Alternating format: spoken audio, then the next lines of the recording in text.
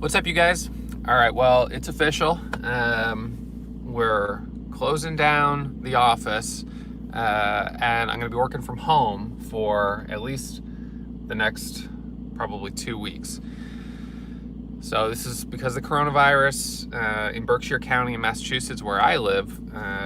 It's not been great. So we're having everyone work from home, and actually last week I was working from home, everyone was working from home. I was still going into the office, but this week that's not going to work because some of the people that help me around the house with my son, they're in New York and they're under a shelter-in-place order. So I've got to be here so I can watch after him when I'm done trading. So I just picked up all of my trading stuff, my monitors and everything else. It's in the back of the car, and I'm gonna try to find a good place to work. So this is, this is what a lot of folks are dealing with right now. And all things considered, I'm really grateful that I can, I could just set up and trade at home. It's not a big deal. It's just a matter of finding the right spot to do it. So let's kind of walk through here.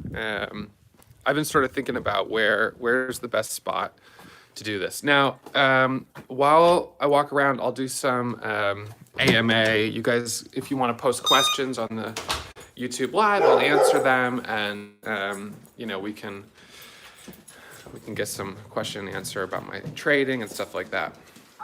There's two puppies.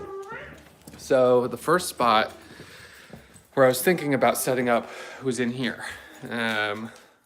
This is kind of where I've set up in the past. Unfortunately, it's also the kitchen. This area, I think, is going to be prone to distraction.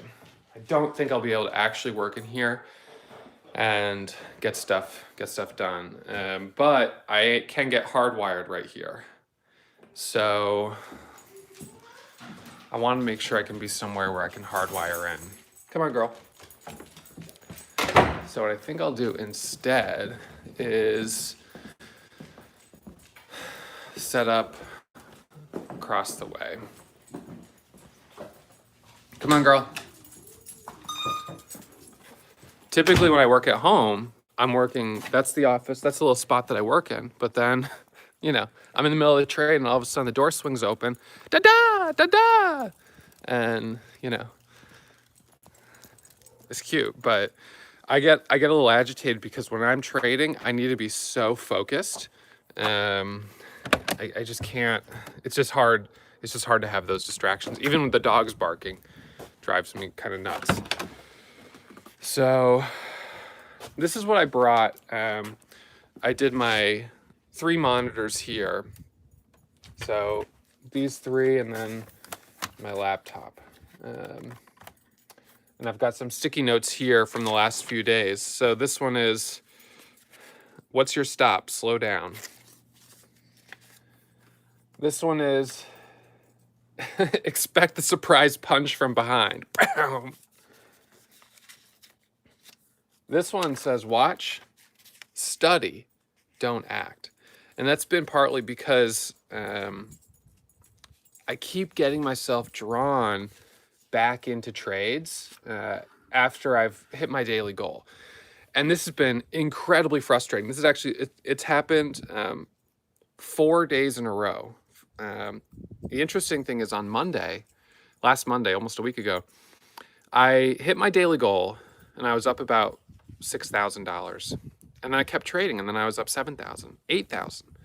And then I stopped for a little while. I took a break. I came back. The president had a speech in the afternoon, and I made another $3,000. So I finished up 11 grand. And I was like, good for you, man. You stepped up to the plate. You came back. You traded the afternoon, and you made some money.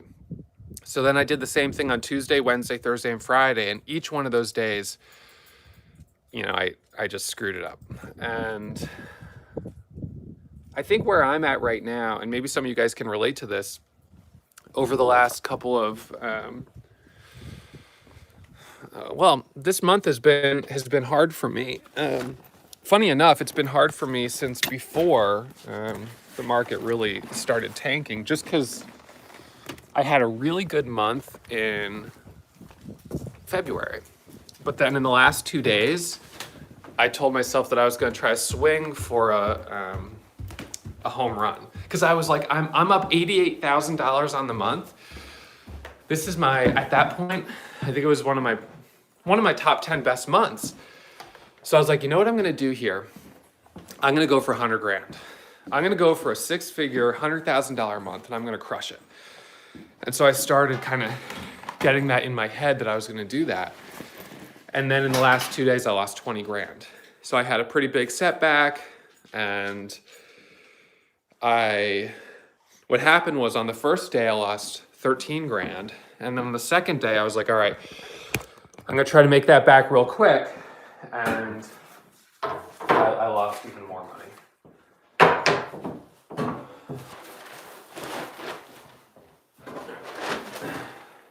I don't know what they were doing with these. Must have been the plumber or something. These are the plans from the house.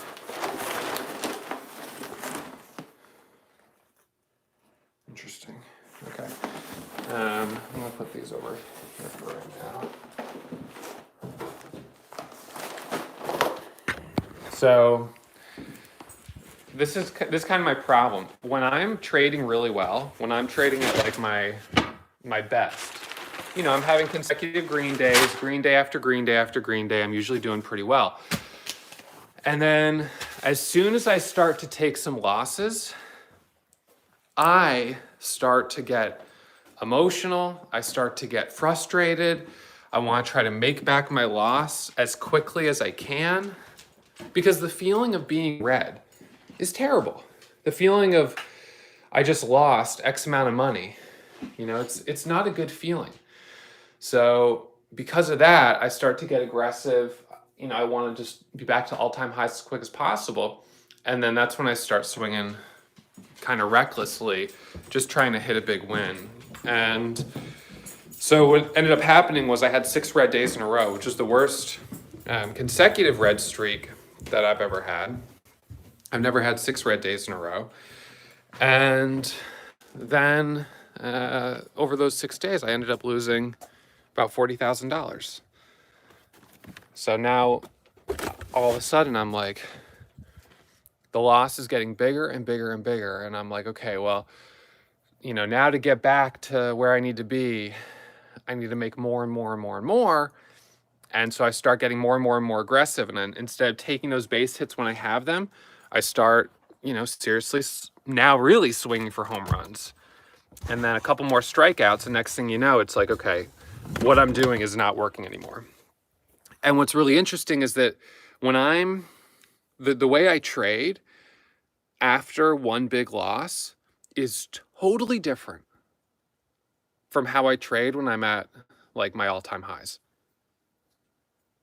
Is that just me? I mean, how many of you guys do that same thing, where after a big loss, immediately you're in that mindset of, I need to make it back, as quick as I can. And all of a sudden you start flailing. You start jumping at anything that's moving.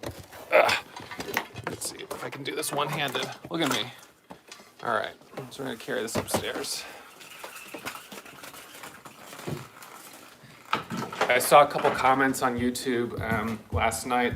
Someone was commenting on my video from Friday, and they're like, man, I was up $500 and I didn't take the profit, and I ended up finishing the day down, I don't know, like several $1,000s.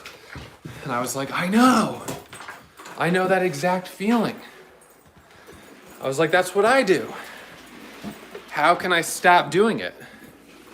That's the question. What do I need to do to, get out of that habit? Ugh. All right. Yeah, that clock is an hour behind. Let's turn some lights on in here. So this is going to be my workstation for the next couple weeks. You know, I ask myself so many times, I'm like, all right, what do I need to do to stop this cycle? The big loss, trying to bounce back as quickly as possible. So why am I trying to bounce back so fast? Why am I not just able to say, okay, I had a big loss, that sucks. Maybe I was too aggressive, you know, whatever, but it happened.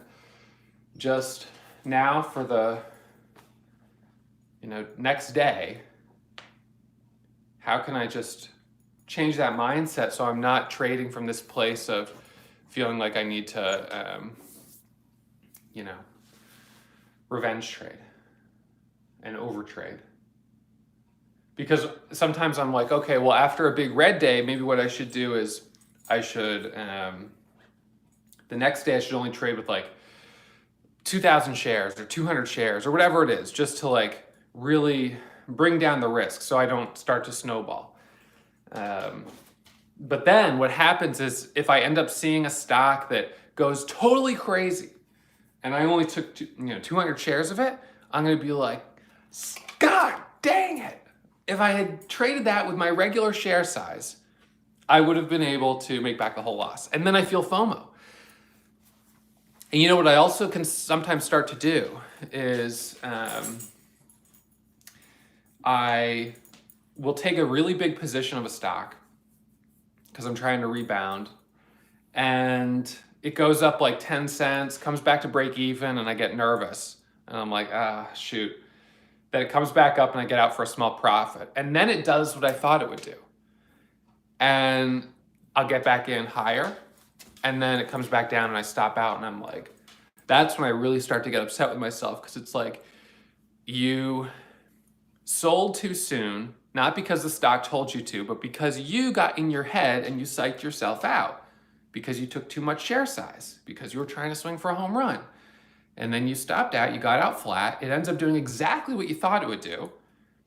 You feel FOMO, you get back in high, and that's a bad entry. And then it comes back down, and on a trade that you totally called out and you totally knew the setup, you managed to lose money.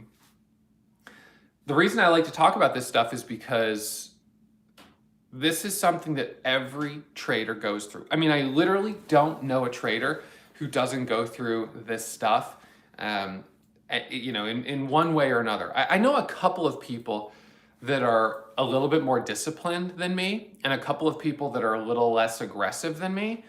And, you know, that's awesome. But I think that ultimately trading, it kind of brings out that underlying aspect of your personality. And for me, I think it's the part that's competitive.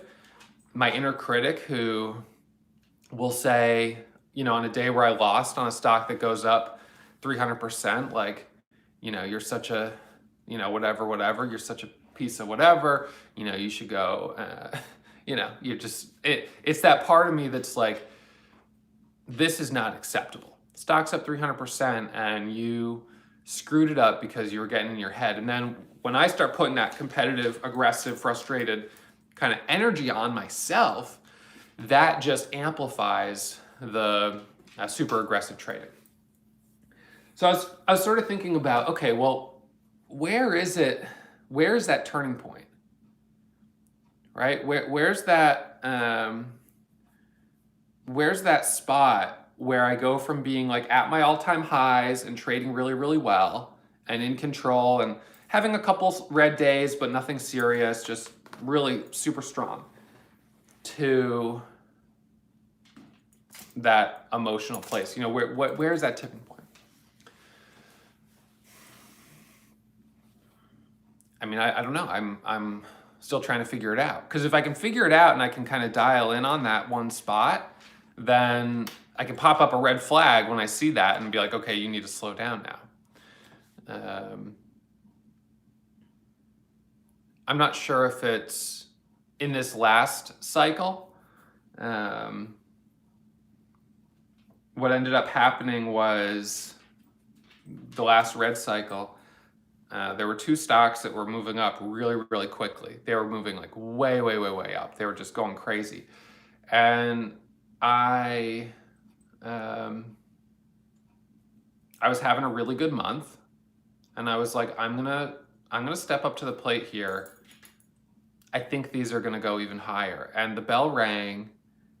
They dipped down for a second. I jumped in, thinking that it was gonna red to green and surge up. It was already extended, and then it dropped and got halted going down. And I was in both of them at the same time, and I lost about 6,000 on each one.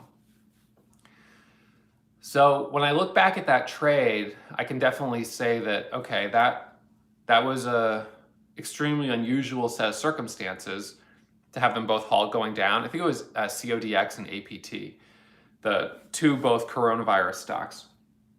So while that was unusual that happened, where I think I made my mistake was I chased it. And instead of waiting for the stock to pull back to my entry, I just jumped it.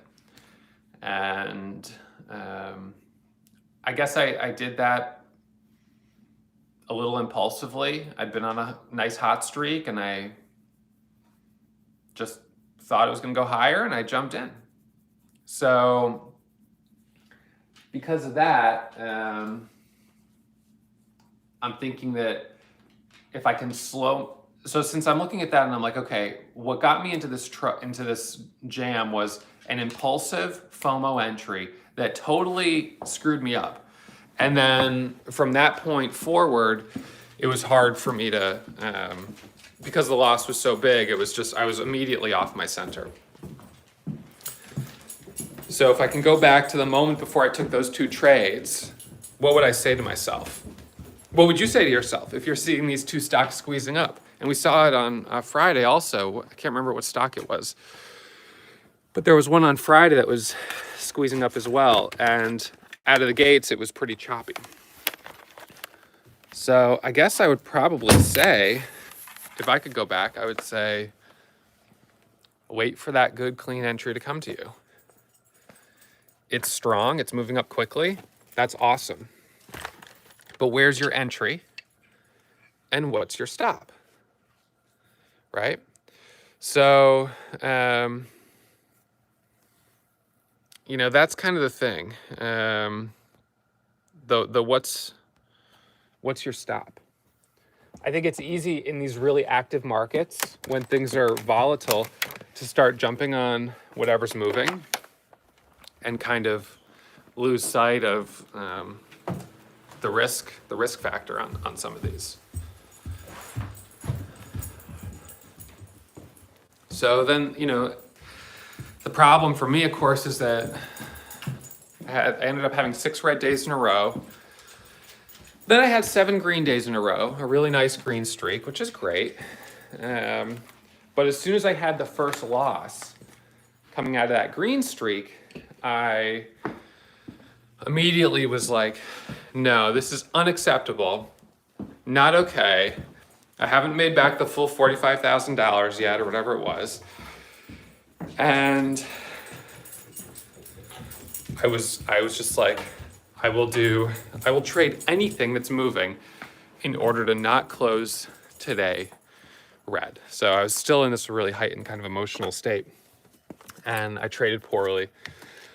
I was too aggressive, and I ended up closing that day red.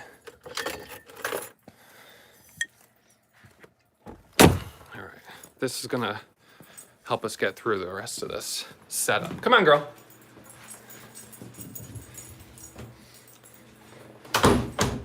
One thing that helps me more than almost anything else, it's kind of funny, it's just getting out of my office.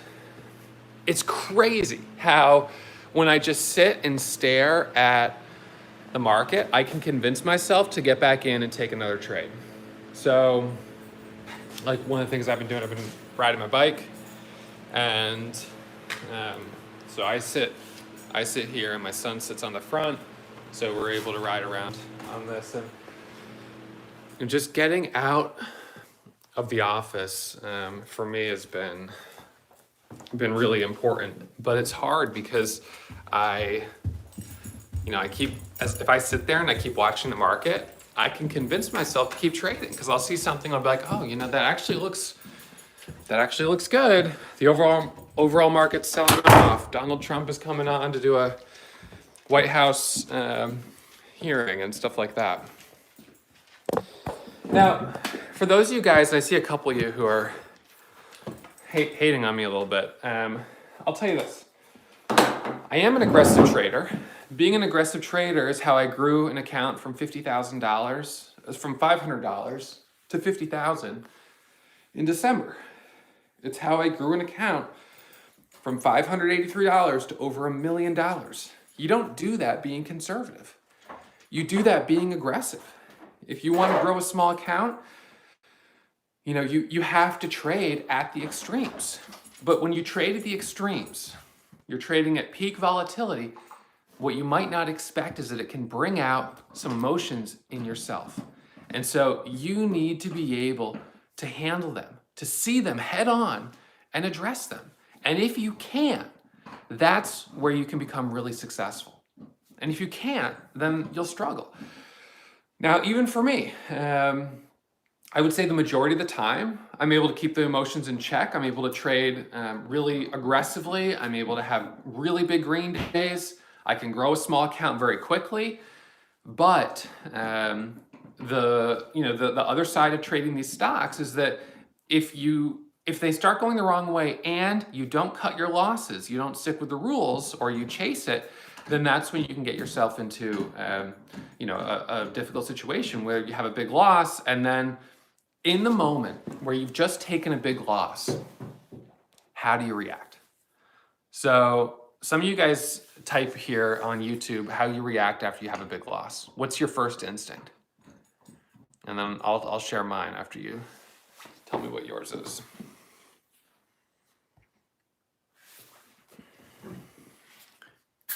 Charlie says he cries.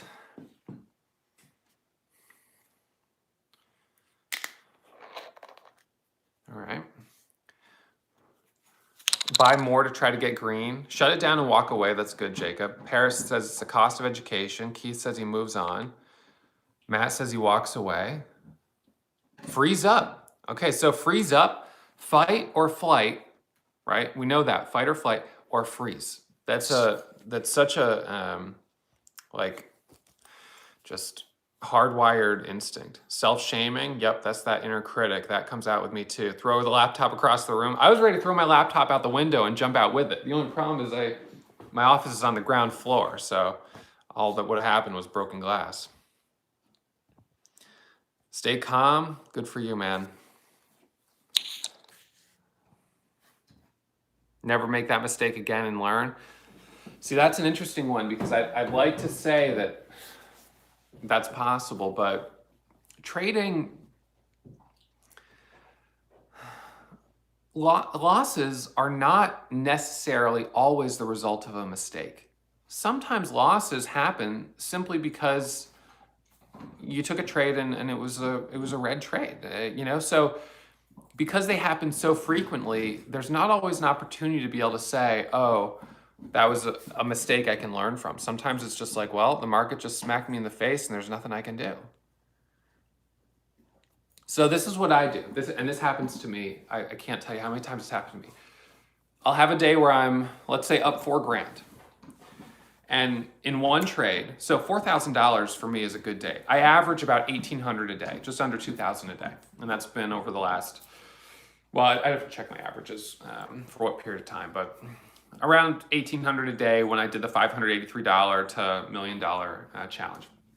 So if I have a loss where I have a day where I'm up $4,000 and then I lose it and I'm back to break even, my first instinct, the second I see something moving, is to jump in it. It's instinctual. It's like a dog chasing a squirrel. The first stock I see popping up, I'll jump in it. And oftentimes that trade will be impulsive. It'll be poor risk management, and usually it'll end up resulting in another loss. So I go from up 4,000 to break even, and then in that second back-to-back trade, now I'm down 2,000. And that's when now it's a real slap in the face, because I went from daily gold to red. So one of the rules that I've set for myself in the past to try to prevent that cycle from starting is that if I give back more than half of my daily goal, I walk away. I just walk away. So if I'm up 4,000 and then I lose half of it, I walk away. And that means if I lose all of it, or if I lose half of it, or I lose even more than half of it, I just walk away, and that's it. Here's the problem for me. In the last 2 weeks, I haven't been able to walk away. And I haven't been able to walk away because I have felt that the market has been so volatile that even though I just had a big loss, because of the levels of volatility, there will be opportunities later in the day. And that's true. There have been opportunities later in the day. The rule of walking away is not to punish you. It's not to say, oh, because you had this loss, now you're not going to be able to trade all these other opportunities, which may be great. The rule is in place because after that big loss, you're no longer going to be on your center. And at that point, and from that point forward, even the best opportunity, most likely you're going to screw it up. One of the things that can be really tough about trading is the fact that you can get positive reinforcement for negative behaviors. So some days, continue to trade through the rest of the day will reward you for whatever reason. The market on that day works. And so it starts to train you that sometimes when I break that rule, I walk away at the end of the day with more money. So that's kind of confusing. Is that rule actually a good rule? If I walk away with more money, it seems like that's a win. So much of how we perform, our self-worth as a trader and maybe even as a person can be tied to our P&L on that day. So if you finish the day green, you get a pat on the back. Even if you broke your rules about max loss, even if you broke your rules about giving back X number of profit, even if you broke your rules about share size, if you finish the day green, all's well that ends well, right? That's what that saying basically means. And so it can make it, that's what makes it so hard to follow the rules sometimes, is that, you're like, well, man, is today a day it's worth the risk to break the rule? Because the way I feel right now is terrible. I know that I will feel better if I have a winning trade and I finish the day green. So is it worth it to take that risk? All right, you guys are talking about face touching. Now I have to wash my hands.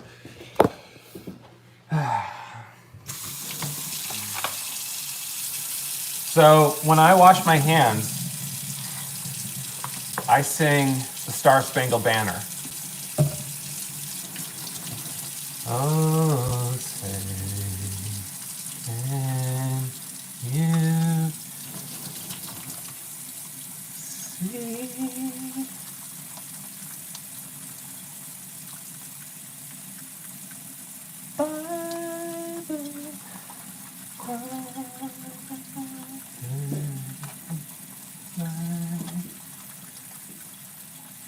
I'm only one sentence in.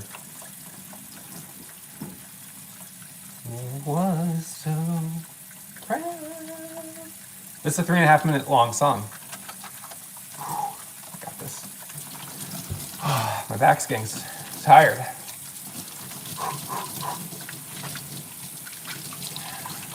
Okay, we're on the other side of it now.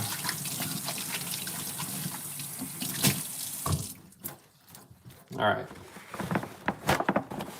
I don't want to hear anything else about face touching.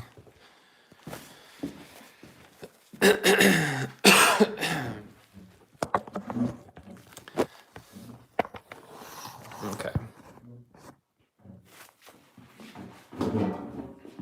All So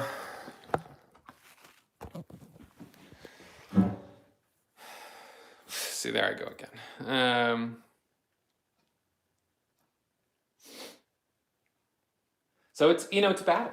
And that's why I'm called a day trade warrior, because every day I'm coming into battle with the market. And some days I win, some days I lose, but I come back every single day. I come back, and I really love trading. It's incredible how trading forces you to kind of deal with these aspects of yourself that you might not have otherwise even knew existed. And I really think that, generally speaking, it can bring out the best in you. It can bring out the worst in you also. And when the worst in you comes out, it's an opportunity to learn. Like, okay, wow, that surprised me. I just found out that if I have a really bad trade, I'll whip myself in the back with an HDMI cable. I didn't expect that to happen. That's interesting. Like, you old son of a bitch, I'm going to take you out behind the barn. And, it's just, you don't expect this stuff. And then all of a sudden, out it comes. The experience of having huge wins and then having huge losses. There's no way it's not, you'd have to not be human to not have that, kind of push you to the edge.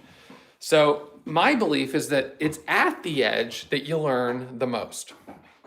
And I think in my life, learning how to trade and learning to become more aware of my emotions has made me a better person, because, there are times where, life happens. You get a flat tire, and all of a sudden you're on the side of the road, the car's broken down. I remember this time, I remember this so clearly. So I had a Saab 9000, 1995 Saab 9000, manual transmission, turbo, really fun car. And I had 225,000 miles on it. So, and I bought it for $1,000. So I was driving it, and up in Vermont, you have to get your cars inspected, right? A lot of states probably is the same. Now this car, there's no way it would pass inspection. But I had heard rumors about this garage that was up in the middle of the middle of nowhere, but they would inspect pretty much anything. As long as your lights worked and your horn beeped, you'd get an inspection sticker.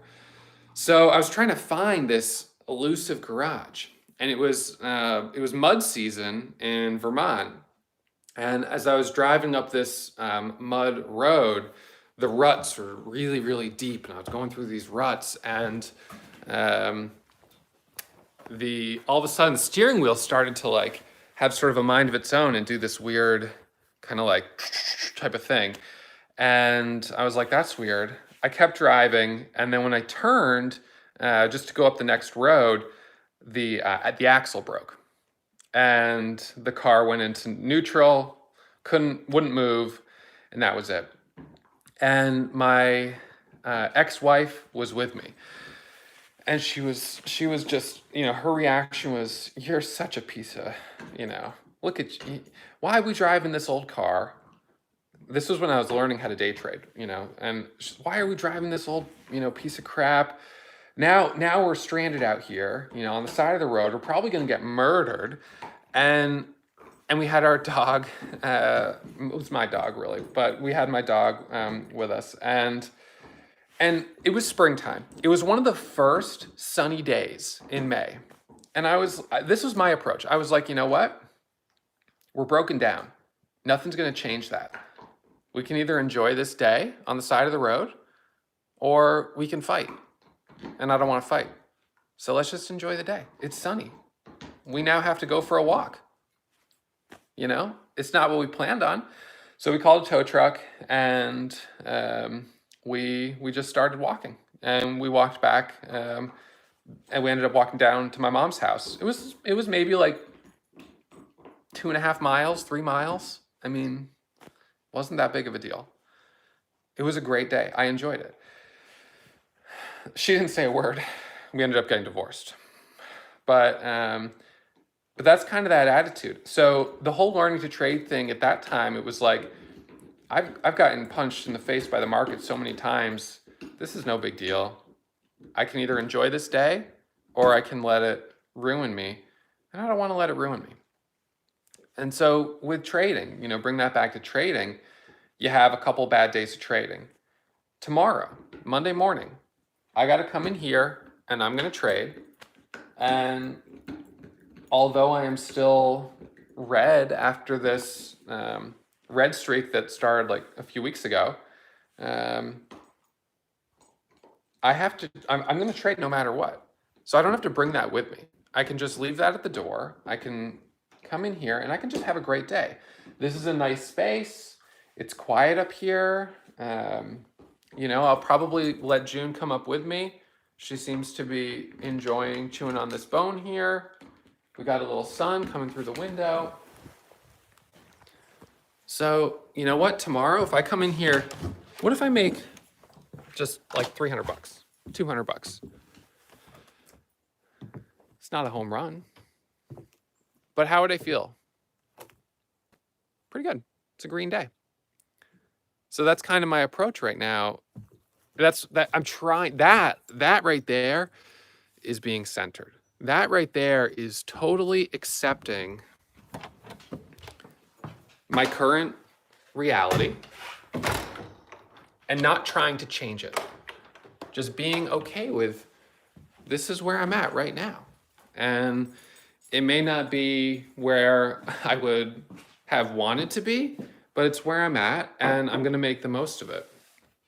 So I bet, just knowing that most beginner traders struggle, that there's a good chance that, half of you guys watching this right now are, that you're a trader who's in a position of struggling, that you haven't made as much money as you want to make, you might be red, whatever the case is. So if you're in that place of being red, I would encourage you as much as possible to try to come in each day centered and just try to take a couple of good trades. Someone mentioned, Ross, you're teaching your students to overtrade. And I hear that feedback. And rather than be defensive on it and say,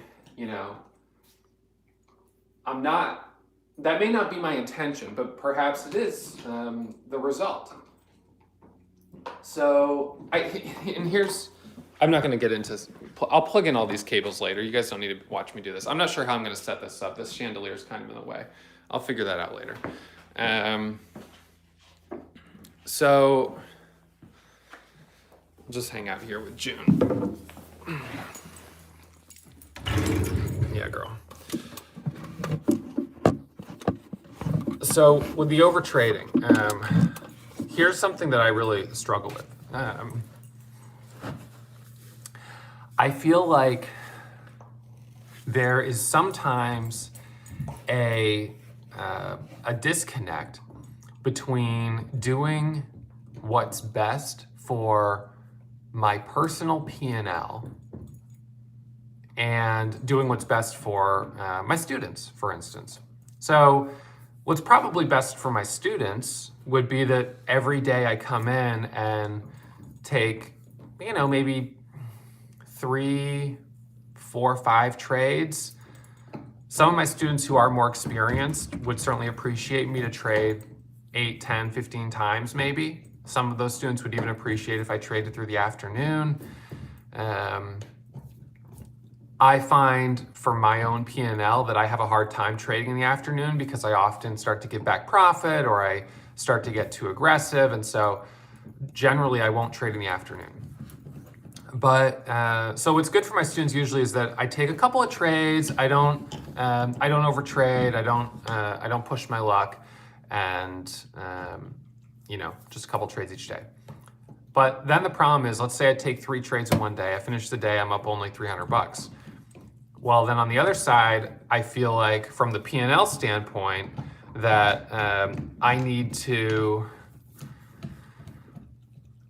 throw down bigger numbers, that I need to have daily recaps where I'm doing $5, $10, $15,000, you know, every couple of days or whatever it is. Or that I made this amount last year, and so I need to make sure I make more than that. Otherwise, you know, I'm not, well, you know, why are people going to want to keep listening to me? So that's kind of an interesting thing where sometimes and this is very unique to me. So for what it's worth to you, and it may not be worth very much, because there's not a lot of people that are going to be in the situation of having that dual role of being a teacher and being, you know, a trader. But the challenge is, what's really good for students is trading less, a couple of really good quality trades. If you're green or red, just calling it a day at that point. And then what's required on those days that don't turn out well to catch up to your goals in order to, you know, keep having year over year increases in profitability and stuff like that. That's where, you know, there can be a disconnect. Generally speaking, my goal of having a couple of good trades, that's perfectly in line with the goal of being a good teacher, right? A couple of really good trades, you know, showing this is the setup, this is the entry, this is the exit. And when it works, awesome. I'll be up $5, $10, $15,000 in the first couple of, you know, trades, and everyone's happy. It's on the days that in the first couple of trades I end up going red, that then I feel like, okay, now I need to, you know, because I'm trying to put together a, I don't know, 25-day green streak or something like that, I need to just keep trading to just try to get there. So I think for me, one of the challenges is that I have so many kind of things going on that it makes it hard to come in every morning and be fully 100% centered. And so I have to, even as long as I've been trading, try extra hard to leave that stuff at the door. And so when I come in, I'm calm, I'm cool, I'm collected. I'm not thinking about the sort of negative things that my inner critic of, Ross, if you don't make more money than you made last year, you know, you're not worthy. You're not a good trader anymore. When the reality is, anyone making money, if you're making money, you're doing well. If you're making 50,000, 100,000, 200,000, 500,000.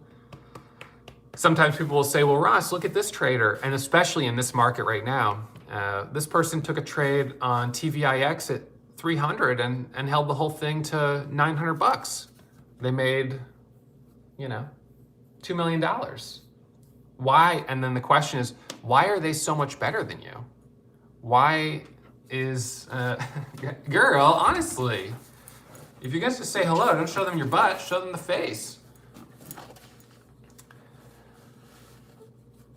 And I think that sometimes gets under my skin, because it's like, man, yeah, you're right. I've been trading for almost 10 years. The market just dropped 37%, and I didn't make like $1 million off of it. I must be a real piece of garbage.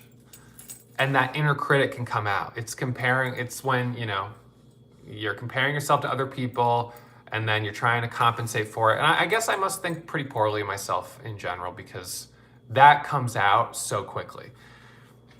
And so that's something that I have to deal with as a trader. And I probably, you know, as a person as well, right? And so this just forces me to deal with something that if I didn't have to deal with it here with trading, I would have had to deal with it at another point in my life. It's that mindfulness, it's that presence of self. And,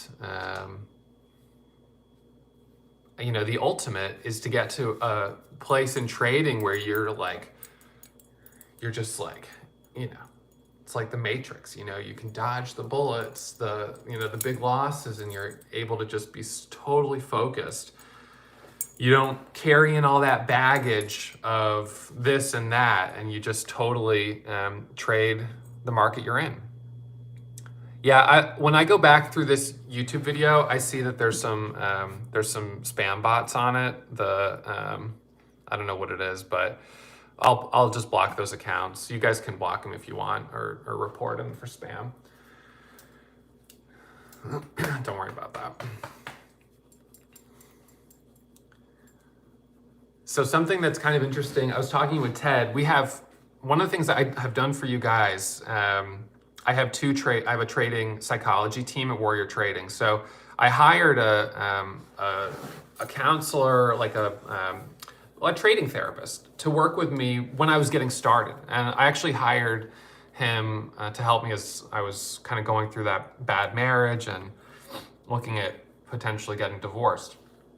And then what ended up happening was a lot of time we would talk about trading, because I would come in and I'd be like, oh man, I had such a bad day trading. I'm so frustrated. And that was what was on the center of my mind. It wasn't the marriage. So we talked about it, and he helped me so much that I decided to offer him a position working at Warrior Trading. And so he hosts Mindful Mondays and FOMO Fridays. And those are sessions that Mindful Monday to help you get centered before the trading week. And then FOMO Friday, usually to kind of like vent out the things you screwed up and get yourself kind of in a place where you can let it go so you can enjoy a 2-day weekend and then come back on Monday sort of recharged. So one of the things that Ted has talked about, he said, Ross, remember that being a good trader, it's not exactly like learning to ride a bike, that once you have it, you always have it. It's more of a state of mind.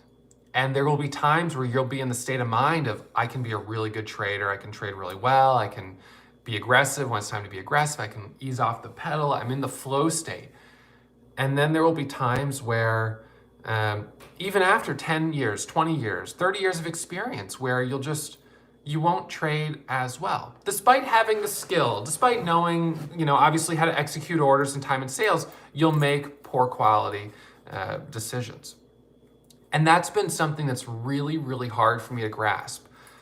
I think because trading is so tied to that financial freedom and that ability to live, life totally on your own terms, the thought that it's a state of mind that could get taken away is really scary. On the other hand, it gives you the opportunity to really try to adopt the mindset of a profitable trader. And once you start to recognize that half the battle is mindset, when you get into that mindset, the skills will follow. Because the skills of trading, let's be honest, trading, what does it require in terms of skills? Give me the equipment rundown. First the equipment, and then we'll talk about the skills. So this is my trading station at home. This is one that my traveling trading station is usually this laptop with 2 monitors on either side. So I can trade with less, but this is the one that I have at home, or I have at work usually. And it's a nice setup. So what I've got here, 1 laptop, 3 monitors. All in, it's probably, you get a $1,000 laptop, 3 monitors, $300 a stand. So $1,400. All right. You guys don't need an extra laptop for streaming to YouTube unless you're planning on streaming to YouTube. So this is my YouTube streaming laptop. So I'll put that one over on the side. I should really put it on the left side, because that's where it usually is. But so you've got $300 of equipment. And then skills, what do you need? You need to be able to understand, you need to be able to use your hotkeys, get in, get out quickly, right? You need a brokerage platform. All of that can be learned in time. Now, if you've never used a computer once in your life, it's going to take a little longer. But if you're comfortable with a computer, then it shouldn't take that long. Hey, girl, what are you doing? There's nothing out there. So I really believe, for the most part, that trading can be learned by a lot of people. But what is not as easy to learn is that mental state of mind. So I would say that I oscillate between being in the state of mind of, I'm a really successful trader, I make a lot of money trading, I can do really well, and then entering the state of mind of a trader who can be fearful, emotionally impulsive, and and overly aggressive. So I think my battle right now with my kind of warrior, the day trade warrior, is to try to get myself to a place where I'm spending more of my time. I'm not even going to set the expectation that I'm spending all my time, but that I'm spending more of my time in that mindset of confident, oh man, that's not what I wanted to do. Whatever, cancel. Of confident, grounded, and detached from all of the sort of secondary things that come with having a day where maybe you lose money, or even a week where you lose money. It's a funny thing, because sometimes I'll talk to beginner traders and they're like, oh man, you know, I had this loss, but I'm going to learn from it and it's never going to happen again. And I'm like, well, never going to happen again. I wish I could say that that's true, but you will have losses. There is no such thing as a strategy that is successful 100% of the time. And you know what's interesting is a lot of traders are looking for that. So what I would say is those are traders looking for the Holy Grail. So how many of you guys are a trader that's been looking for the Holy Grail? Maybe the perfect set of technical indicators, a little bit of RSI, a little MACD, a little bit of an oscillator, maybe a couple moving averages. And when these all cross, that is the place to buy. So I see me. Ronnie says they don't exist. Mike says not anymore. Chewy says me. I was that trader for a long time.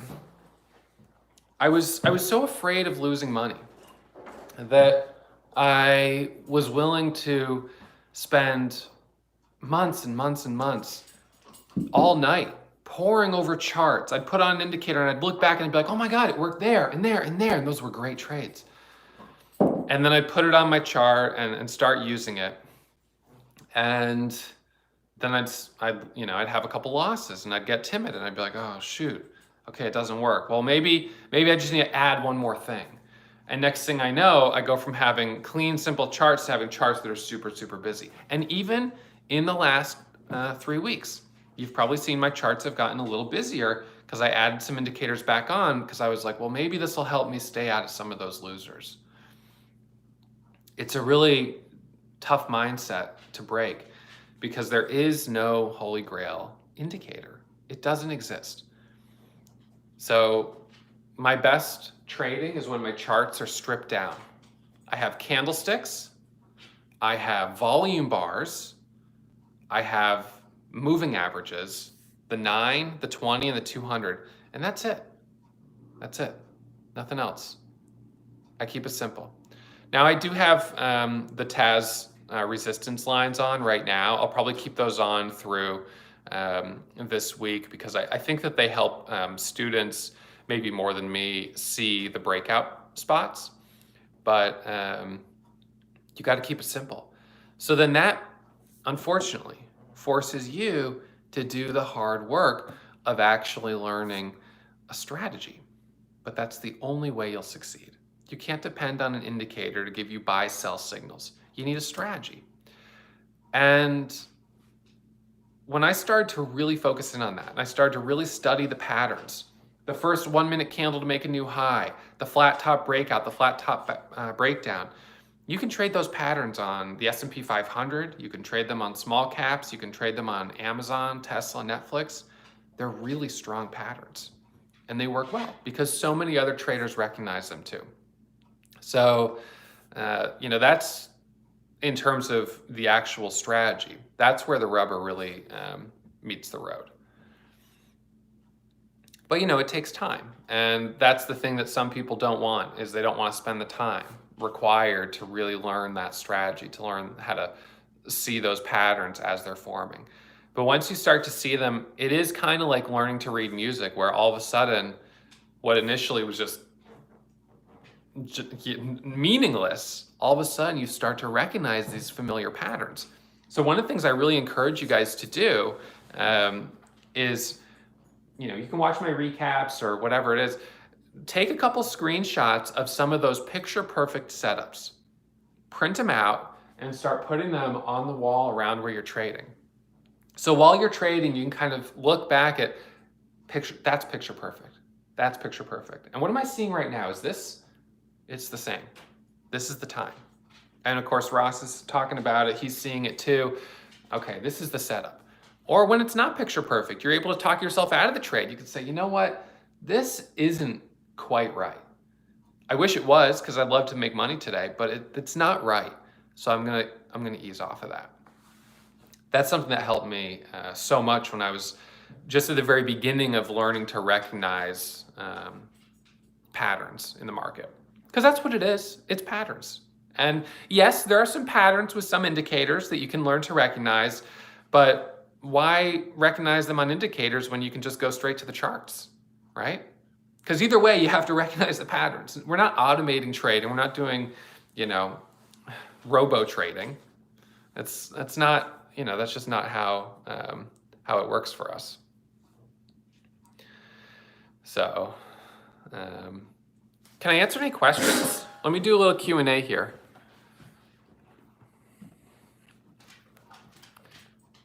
CEMI, I'll take a look at it. As I recall from looking at it last week, I think the float on it, or it just didn't strike me as one that was really moving as much as I thought. Yeah, this is my real hair. Yeah, Chris. Yep, this is the real stuff. Best way to cut the losses. So there's a couple ways you can go about it. One way would be to use an actual stop loss order. All right, bye girl. See you. She's going outside. She's got nowhere to go out there, really. So one would be, like I said, use stop orders. Another would be to tell yourself before you get into the trade, this is the max loss, and then you have to actually execute that. I don't like using trailing stops, and the reason is you almost always get stopped out when the stock is dropping, and then you get slippage to the downside. Hardest decision during trading? I would say the hardest decision is when to press that sell button. The buy button for me is a very easy one to press. It's the sell button that can be a little trickier. TACO, I'll have to look at the chart tomorrow. I'll check it out in the morning. My family's good. We're hunkered down. We got a bunch of food and stuff like that. So we're in good shape just to kind of ride this thing out here. I hope so. Hopefully we can all stay healthy. So my opinion on robo trading is that I don't think it's on. I honestly don't think it's. I've never heard of anyone that's done it profitably. So I don't know.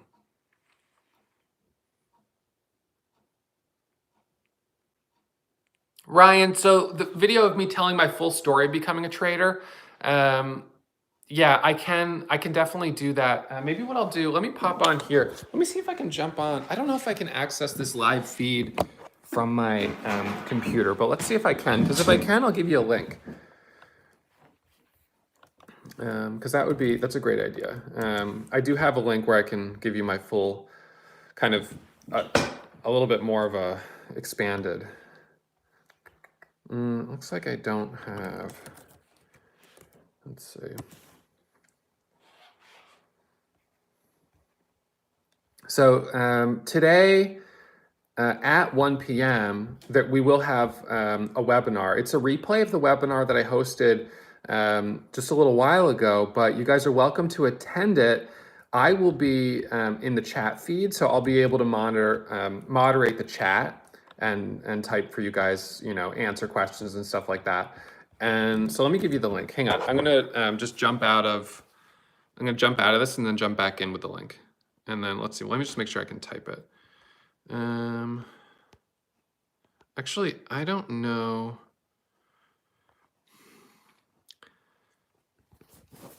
Hang on, let me just try something. I don't know if YouTube's gonna let me do that. Webinar. So just go to webinar.warriortrading.com. And then you can register there. Because at the beginning of that webinar, I give you my full backstory. So just Yeah, try doing that. That should get you there. Actually, I think it's webinar.warriortrading.com/signup. That's the URL. That's the one you want to go to. That's the one that I'll be moderating. The other one is just an instant replay, which you could watch as well if you preferred. But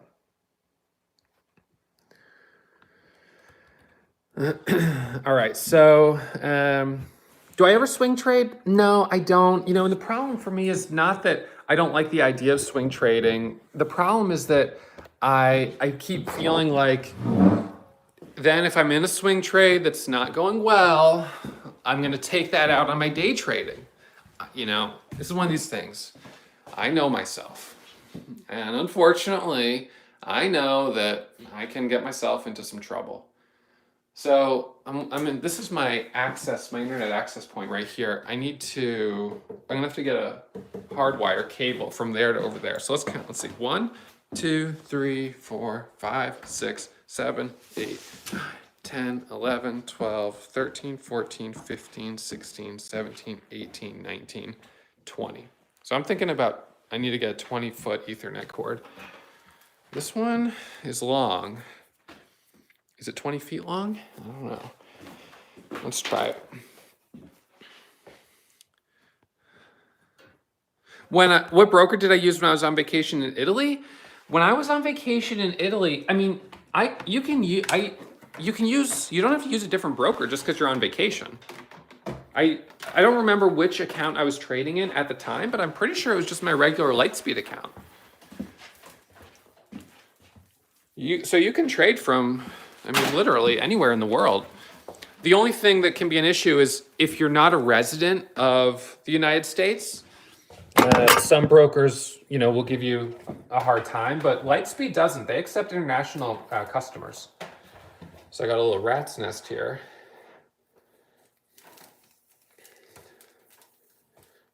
All right, I'm gonna keep doing questions, answer Q&A for you guys.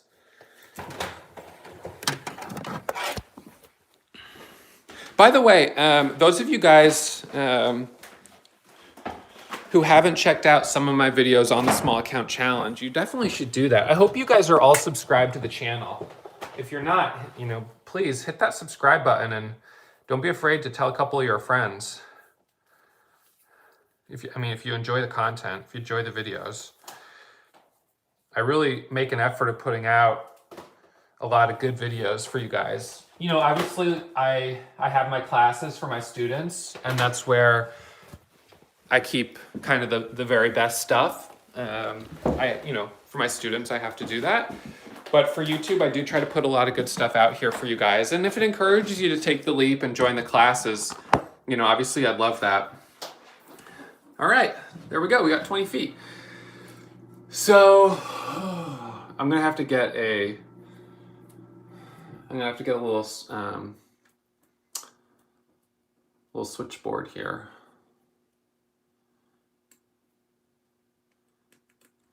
All right, well, I'll do that. I'll go back to the office later. Okay, so that's there. I also have to get an extension cord or a power strip. I forgot to bring that home.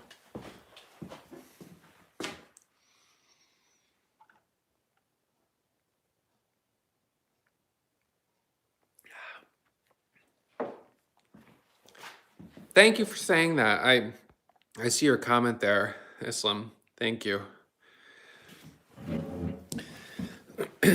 All right, let me scroll up and check out some more questions here. I'm resting my phone on the computer, so if the fan kicks on, just let me know if you can't hear me very well. Okay, so Adam, what are my settings on my hotkeys based on? So my hotkey settings are, I have a number of hotkeys that I use.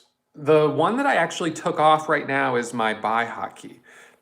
So the hotkey shift 1, I disabled it because I felt that it was encouraging me to be too impulsive just to press shift 1 and get into a trade like that. So I took that off my keyboard. But I still have hotkeys for selling. I have a hotkey to sell on the ask, full size, half size, and quarter size of my existing position. And then I have those same orders to sell on the bid. And I also have an order to put out a stop at break even and a stop down, I think it's 15 cents. What do I think about Trade Zero?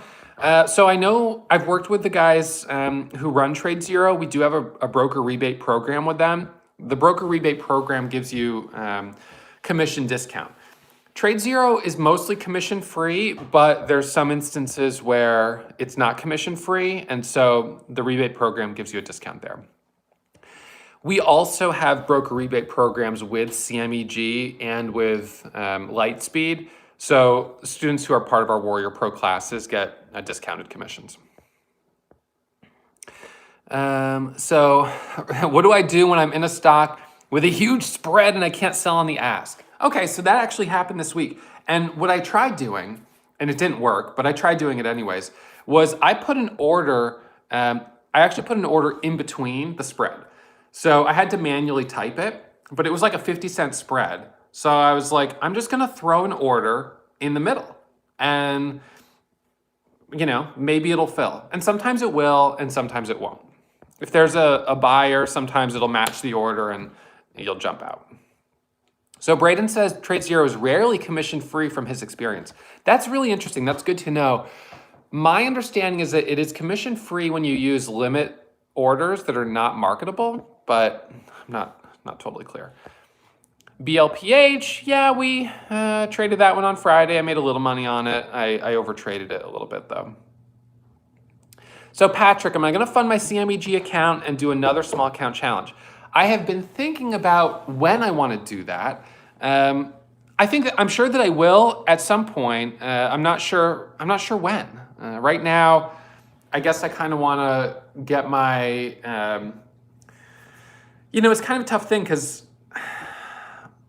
I feel like I need to get my P&L to sort of a certain place in the year before I feel comfortable doing like a small account challenge.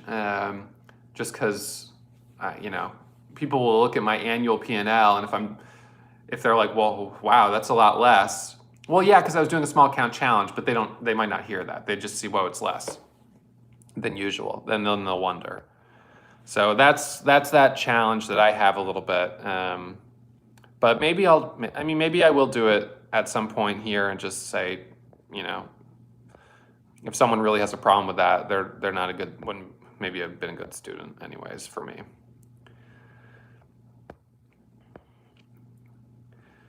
Let's see. Those of you guys who do register to the webinar, like I said, it's webinar.warriortrading.com/sign up. During the webinar, come on girl, come on in.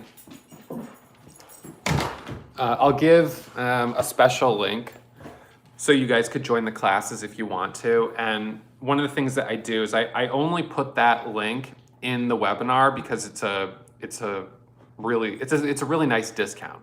And it's a package of all my classes, plus the chat room, plus the simulator, and sort of everything else. And I put it there because I don't want sort of the general public to see it because it's such a nice package. But I put it there for people that, like you guys, who watch an hour in and you're like, okay, I'm into this. I want to keep learning. I want to make this happen. You guys, I'm willing to give you a really, a good discount on the classes so you can get into the classes and, hopefully become one of my next success stories. So I'll pay it forward for you guys. The link will be in the webinar. Yeah, that pressure that I have, it's unique to me. It's a self-created thing because of being a teacher in this space. I love teaching, but there is that pressure there. All right, so let me look at some other questions. Was your average increase in a TD account with only 3 trades a week? So Keith, with my TD Ameritrade account, I wasn't doing a margin account where I could only take 3 trades. I was doing a cash only account. So I could trade as much as I wanted to, but I had to wait 2 days for every trade to settle. And so because of that, and Rocky, I see your question, I'll answer it in a second. So because of that, I was trading sometimes more, sometimes less a week. I was averaging about $150 a day during the period that I was trading in it. So Rocky, pros and cons of market access trading. So I use direct access routing, which means I can send my orders directly to the exchange. They don't go through like the TD Ameritrade server or whatever before going to the exchange. They go right to the exchange. And that's why I use Lightspeed as my broker. Orders are almost instantaneous. I love it. The downside is that you pay for it. And so, that's kind of a challenge because, you end up having to spend a fair amount of money on ECN fees. So the ECN fees are 0.002 per share. So that's for a 10,000 share order, it's going to cost you an extra $20, which is, it is kind of, it's not nothing, but I still think it's worth it. So that's my 2 cents on it. All right, so this I use for my screen capture. So I'm going to just set this up so it's ready to go.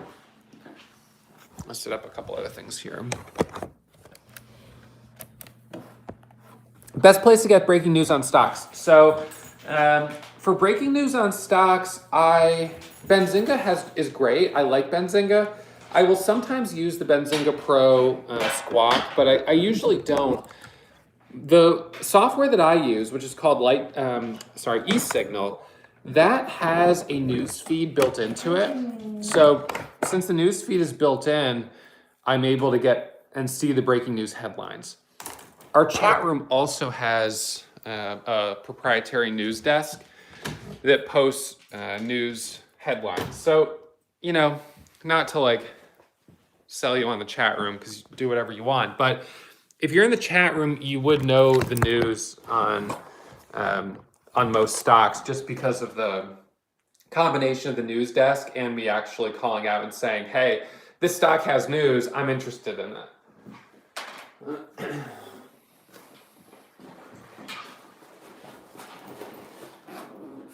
All right. So on my last trip to California, as I was driving to the airport, I was like, oh my God, I forgot my laptop charger. And I was like, well, this sucks because at 5:30 in the morning when I'm waking up in California, there's no way that I'm going to find a store where I can get a laptop charger. It's just not going to happen. And I was running late to the airport. I was going to JFK and, outside New York City. And that airport there can be a lot of traffic there. So I'm driving and I'm like, well, I don't know what I'm going to do. I was like, how long can I trade just on the battery of my laptop before it runs out? And as I'm thinking about that, I saw right off the highway the red and white sign of a Staples. And I was like, yes, Staples. And I pulled over, I got off on that exit, I pulled in, brought in my laptop, and they gave me I bought it, but they had a universal charger. And the next day, I was able to trade, which was fantastic. All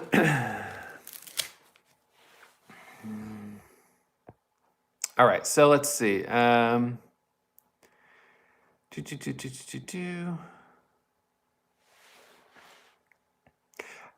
Renee, how much money can you actually make if you're able to get to my level?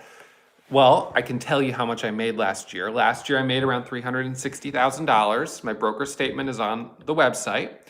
The year before, I made $500,000. The year before that, I made $335,000, and the year before that, I made $226,000. So those are the last 4 years. Those statements are on the website. Again, my results are not typical. I can't say that they are. And I don't know what results really are typical. It's hard to know and really dial in what is a typical result for any student. We don't actively track. We're not able to track the success of our students. Students trade at various brokers. We don't know how much they make, how much they lose. We don't know whether they took all the classes, attended the classes, et cetera, et cetera. There's so many variables. So you can see on warriortrading.com, we highlight some of our success students, success stories, and there's some students who have done really, really well. And I'm sure there's been students that struggle as well. So at the end of the day, the endeavor to become a trader, it's not one that you can jump on without knowing that you're jumping into something pretty big, and it can be certainly at first scary and overwhelming, and there's a chance that you won't make money. However, I hope that out of the experience of learning to trade, at the very, very least, you walk away feeling like you really learned something about yourself and about the markets that you can use for the rest of your life. Let's see. Do I pay, so my income tax, I'm trading, and I've been trading in a retirement account, which is awesome because there's no income tax. So no income tax on my retirement account. On my main trading account, I do pay income tax, and I'm at the top income tax bracket. So I think that's 39% for federal, and then another 6% for state of Massachusetts. Come on, girl, come on in. Again, with the way brackets work, you don't pay, you pay up to the next bracket, then up to the next bracket, then up to the next bracket. So it's not 40% on, 500 grand, but it is, the taxes are there. And this is kind of one of those things that I've sort of thought about taxes. I'm like, you can say what you want about taxes being too high or too low, but if you're paying tax, it's because you're making money. So if you're making $50,000 a year, well, your income tax bracket is going to be a lot lower than someone making 500 grand or someone making 5 million, so it's, if you're making 5 million a year, you're going to pay tax on it, and good for you for making 5 million a year. But yeah, so I trade in a retirement account with Lightspeed, which is nice. And a lot of people can trade sometimes in your 401k or an IRA account, depending on where you have it set up. But my 401k has a restriction that I can day trade in it, but I can only use Charles Schwab. So I'm actually petitioning them to change that because I don't want to use Charles Schwab, but I don't know how far I'll get.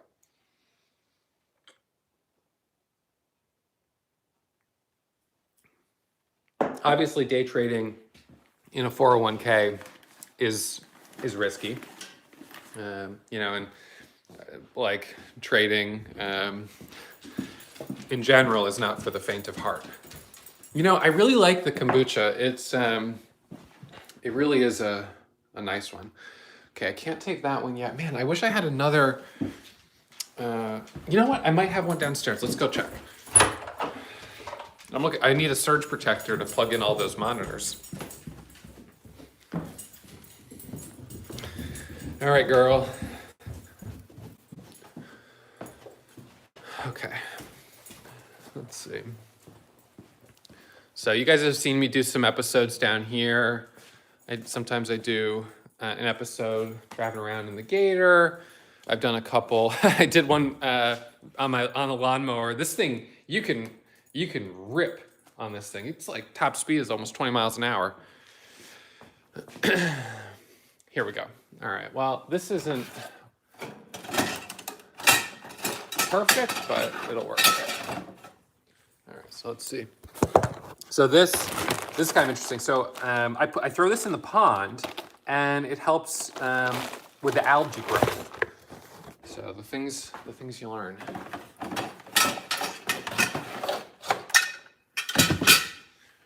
And then, it also helps with the algae growth in the pond is having lily pads on it.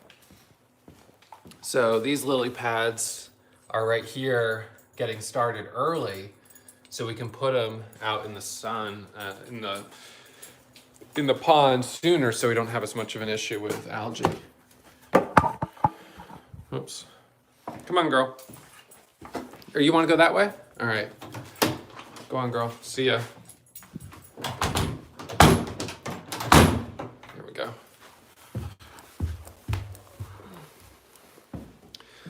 So let's see. Next question. Like I said, now that I'm on lockdown, you guys are gonna get a little more of my time.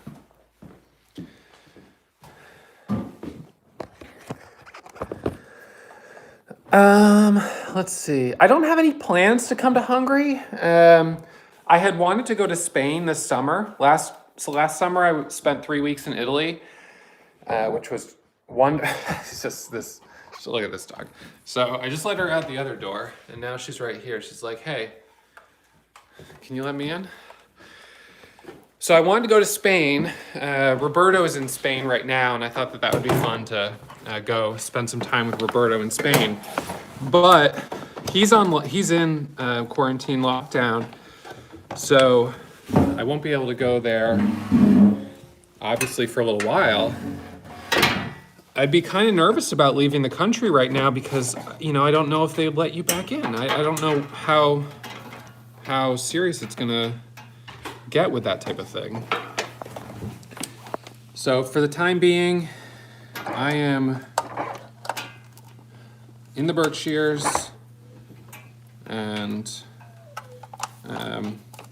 yeah, that's about it. Although I was thinking about doing a series of classes through this period of time, just because I know so many of you guys are cooped up in the house, so maybe it would be a good time to host some classes for folks, but I haven't scheduled anything yet. Come on, girl.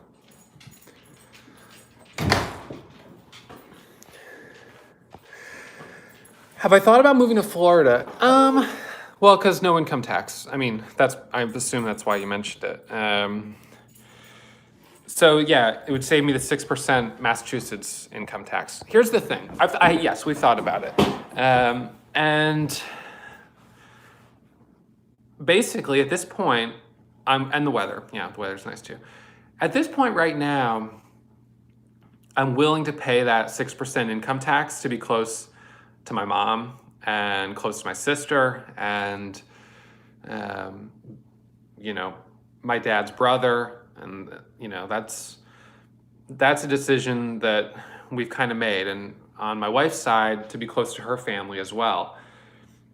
So, at some point, maybe I really enjoyed being in Miami this past December when we hosted our Inner Circle conference. I was like, first of all, Miami's beautiful. It was my first time really spending time there. We were in South Beach, and I did enjoy it a lot, but I guess I worry a little bit about the hurricanes down there. And the flight, the JetBlue flight was like, oh, it was garbage. I was like, I've gotten to a place where I fly, I usually fly Delta first class, but it was JetBlue nonstop from Bradley, and it was like riding on a school bus. I had forgotten how bad flying can be. So yeah, that was terrible. I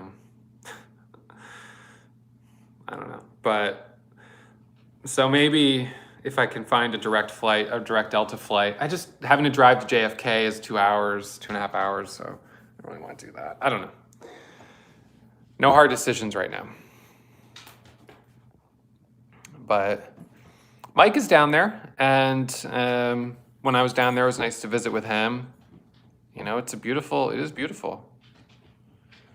And I got a white linen suit specifically for the trip to Miami, and I don't get to wear it up here, so I really should probably go down there a little bit more often. We actually thought about going down. I wanted to go to the Palm Beach Sotheby's auction, which is happening this weekend, because I'm a big car guy. A lot of you guys know this. I'm a car guy. Can't help it. Don't have to justify it. And so Sotheby's, they have the car shows where it's the auction, and all the cars are there, and it's beautiful.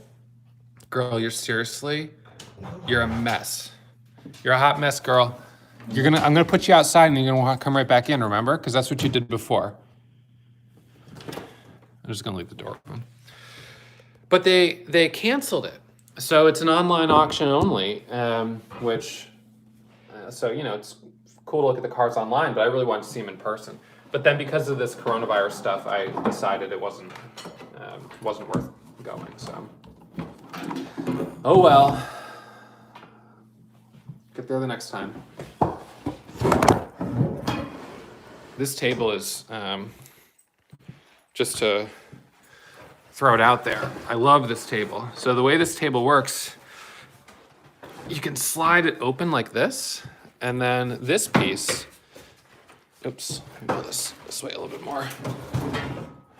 This piece pops out, and so you have this like extra leaf. So let me show you how this works. Check this out, just like that. It folds right out. Isn't that genius? So now I've got a bigger table. So, you know, this area I can use for my snacks. I can use this for my kombucha. I mean, I can use it for almost anything. All right, then push it back together, and you're done.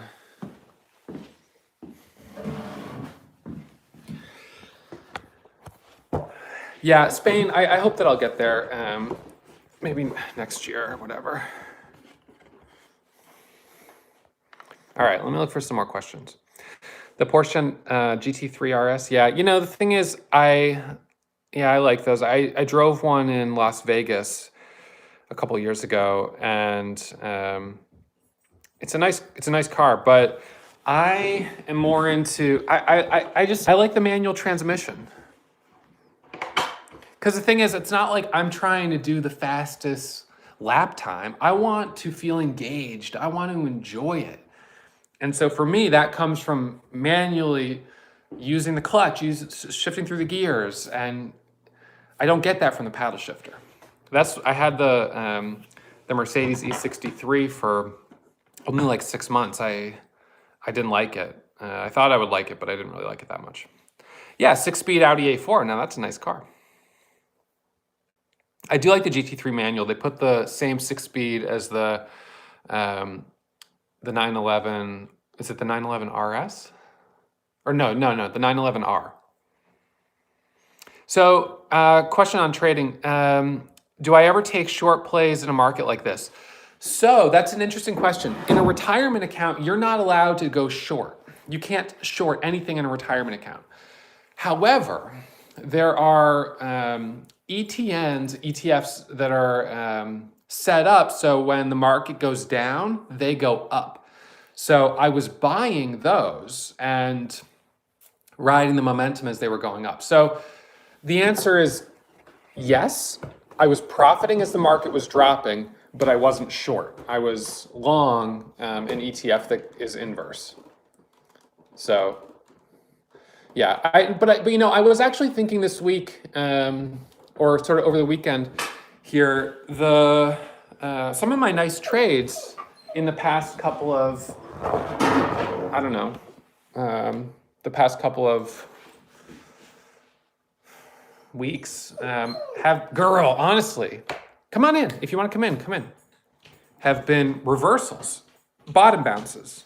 But some of the days where the market's been hot, there have been a lot of top reversals, and I've missed them completely because I haven't been able to short. And so it did make me think, well, maybe I should just open up my second account and use that a little bit for some short selling. I might. The only thing about it is just the fact that then I pay income tax on the gains. So I don't know. It's still, if it's a profit, it's still a profit. And if it's a loss, I can write it off, but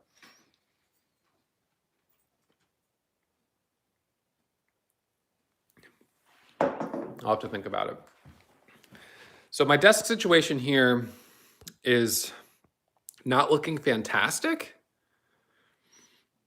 It's kind of odd, but I don't know, maybe, you know what, maybe I'll do, I just don't want to bang my head on this because it's glass.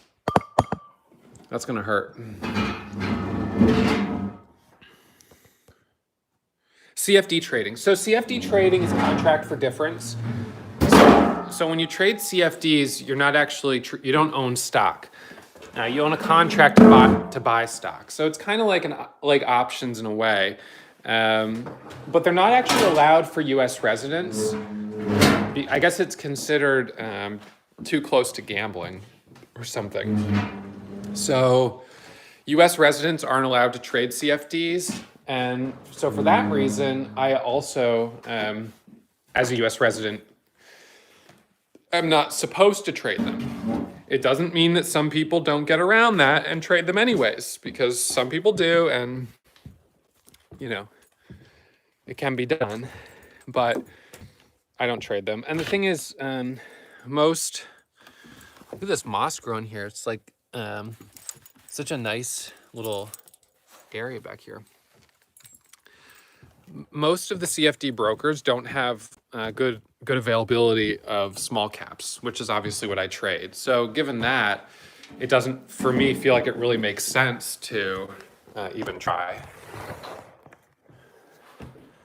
The difference between a 401k and an IRA. 401k is employer sponsored. So like I'm a boss, I have employees, and so I offer them a 401k. And so that's an employer-sponsored retirement account, whereas an IRA is one that you would contribute to yourself. That's the main difference. From a tax perspective, a Roth IRA is tax-free on its growth and tax-free when you take out the profit, whereas a traditional IRA and a traditional 401k are tax-free growth, but then you pay income tax when you withdraw the profits. Although the hope is that by the time you're withdrawing the profits at the age of like 55 or 65, your income bracket is going to be low because you're not going to be making money. So you'll just pay income tax on what you take out as capital gains, I guess. So yeah, pros and cons. I have a 401k, but I don't actively trade in it as of right now. So here's the thing, for me to really test out whether or not this is gonna work, I gotta take off my shoes. Those are my green shoes right there. And put those over there. And I gotta sit cross-legged, because I only sit cross-legged when I trade. Ugh. So there's one leg, there's the other. Okay, how's this feel? I kind of like this. I'm next to the door, so I can say, hey girl, come on in. Hey girl, go on out. Hey girl, come on in. Hey girl, go on out. So that's convenient. I've got the window here, which is nice. I've got the refrigerator right there.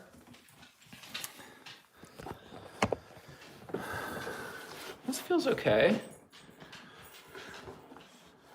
Yeah, I mean, I think I'm okay with this. It's a metal chair. It's not the most comfortable. I sit cross-legged because I like to be like really upright. I almost just hit my head on that.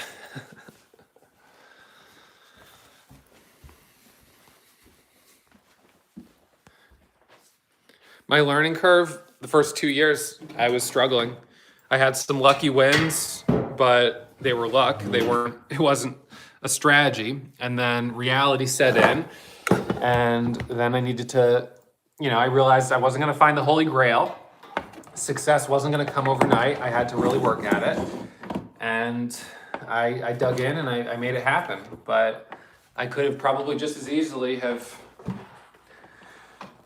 given up. Many people do give up, and I don't blame them for it because trading is hard. And it's not fun when you're not making money. One of my goals for all of my students is that I'm able to help you speed up that learning curve. I mean, that's all I want to do. I want to help you speed up the learning curve so you can get to trading and making money and doing what you want to do, doing what you love. If that's spending more time with your kids, spending less time with your kids, I don't care. It's whatever you want, it's you. You do you.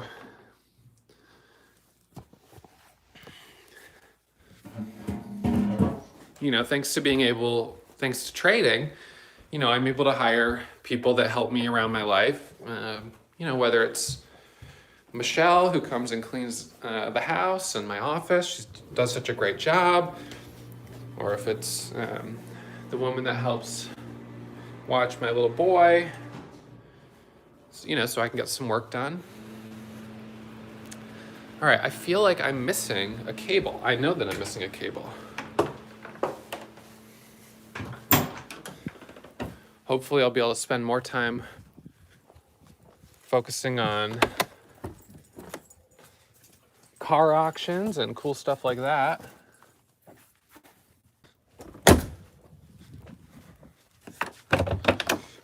So I got a call from this dealer that I've been working with in California, and they told me that there's an NBA player who wants to buy my G-Wagon.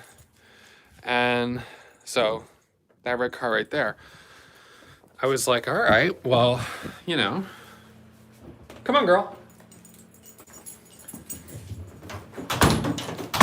I'm not attached to it. I'm not in love. I'll let it go. Can I get a signed autograph, at least? He said, yeah, you'll get it with the bill of sale. Sold! So, we'll see what happens. I don't know who. They didn't tell me who. I asked and they didn't tell me, so. We'll see what happens. But I made a joke about Adam Levine. So that dealer, I bought a car from them.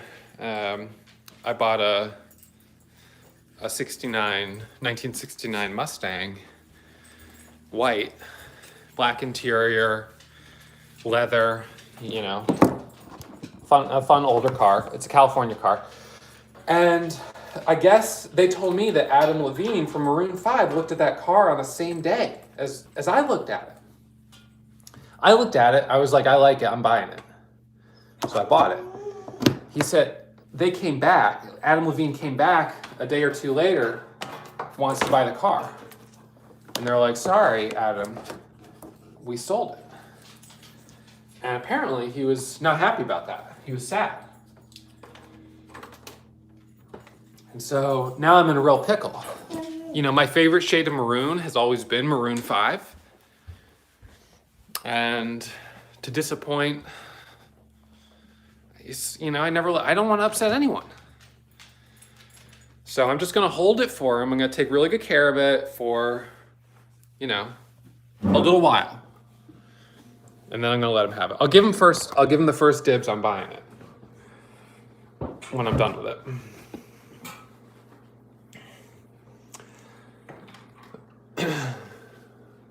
So yeah, it shipped out here on a 94-foot long car trailer,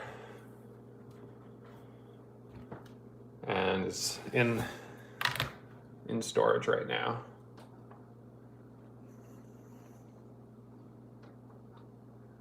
All right, so you know, kind of gotta get these monitors squared away. So this one's saying no signal. There we go. Okay, well that's sort of right. This is the way it always is when you're setting up a trading station. You gotta kind of mess around a little bit with the display settings and get it dialed in. It takes a second. I've never seen that happen before though.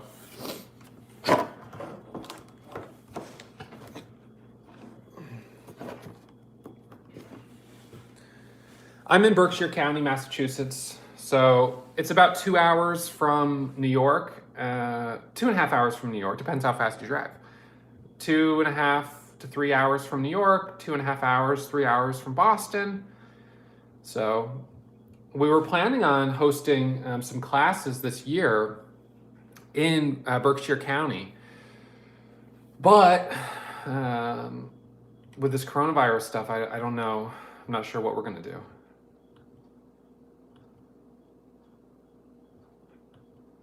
We'll see. You know, we want to keep everyone healthy.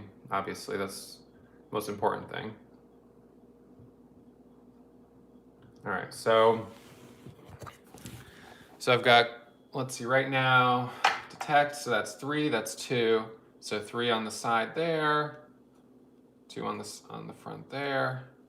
Sometimes changing the setting, and this may seem funny, but sometimes just changing the setting of where you're trading can kind of feel like a little bit of a refresh, kind of pressing the reset button.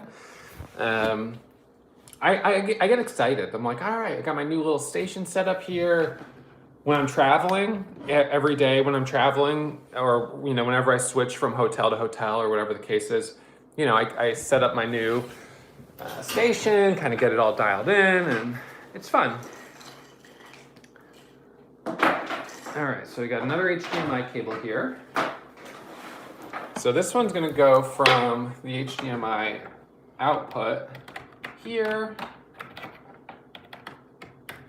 over to the input of that guy there. I'll do some cable management after. Hey man, thanks for joining us. Yeah, we're just kind of running a long session here. I'm hanging out, answering some questions, chit-chatting. I'm probably in a little bit gonna go offline because I gotta get ready for our 1 p.m. Webinar. It's a replay of the webinar that I hosted not too long ago, but you guys are welcome to join it. I'll be in the chat feed. Go to webinar.warriortrading.com/sign up. I don't know, for some reason, even though I can,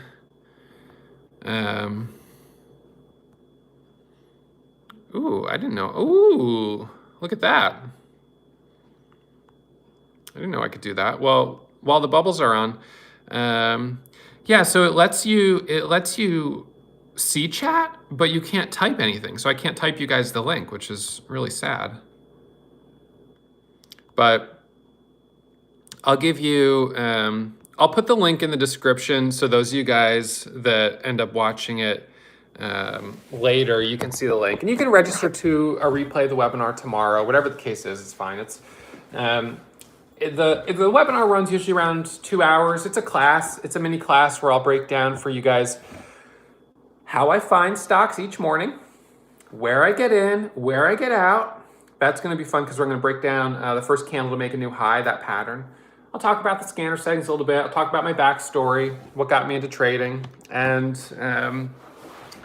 then I'll give you guys an opportunity, if you're interested, to join the classes. You'll get a discounted rate because we'll do, right now we're bringing on students, and so we have a bundle special. So you guys will get access to that. Anyone who joins through that webinar will get a 14-day money-back guarantee. So when you join the classes, not that I want you to do this, but you could join, trade with me for the next 14 days, and then, drop out if you didn't like it. So it really gives you a chance to kind of get in and get your feet wet and see if it's a good fit for you. The only thing I'll say though, guys, is that 14-day money back guarantee is only when you join through the webinar. If you join through the website, it's all sales final, so you got to make sure. SIMP, I'll take a look at it. Let me see, let's pull up my charts here. So, all right, so I got one chart on the side. How many of you guys right now are, just by show of hands, either in quarantine because of the coronavirus or in a self-isolation or a social distancing?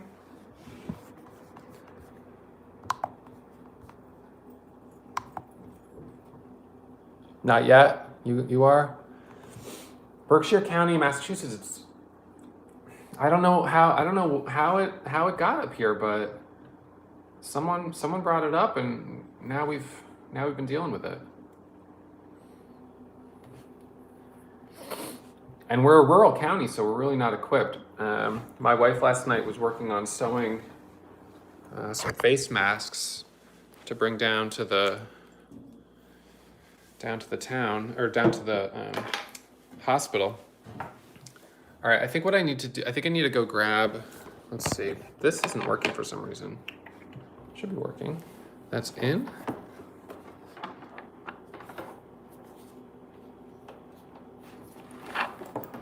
Oh, I gotta go in the wrong way.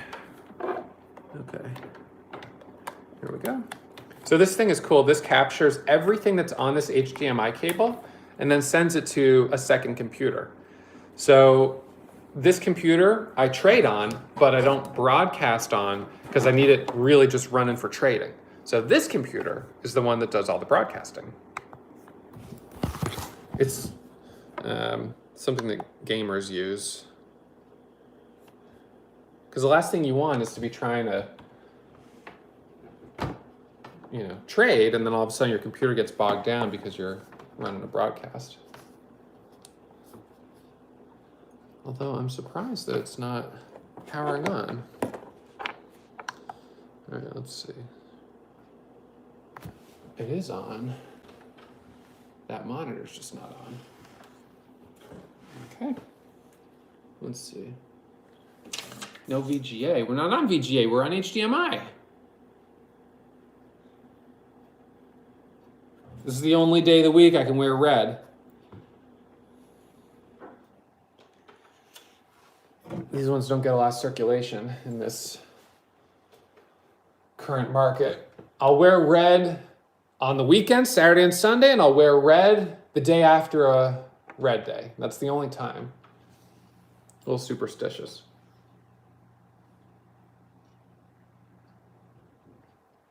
These are Asus monitors, and they're only like 120 bucks each. They're cheap. All right, so the only thing I got to do, question. Yep, let me see it. Let's see. When I first got started, how much did I lose? I was down in total trading amount. I was probably down around 35, 40,000. And that was over the course of about 2 years. But I would often say that I was down more like 100 grand because of the fact that that's how much I had into it. Because I was, during that period of time, I wasn't working. So I was,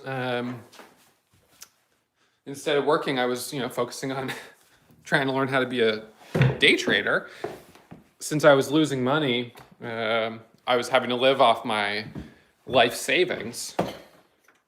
So I was into it with close to $100,000. By the time I was at my lowest point, I can't remember now if it was 5 credit cards or 6 credit cards, but they were all maxed out. I had 2 Amexes, I had 2 MasterCards, and I had a Visa. So I think it was 5 credit cards. And they were all at the top of their limit. Each one of them had a limit of around 5,000. And I was like, I can't believe this happened to me. Like, I never thought that this would happen to me, but I've got 6 credit cards maxed out. It started with one of my dogs getting sick, and, he got sick, and he ended up dying. And even though he died, I still spent probably, $2,000 on his, medical stuff. It was really a sad situation.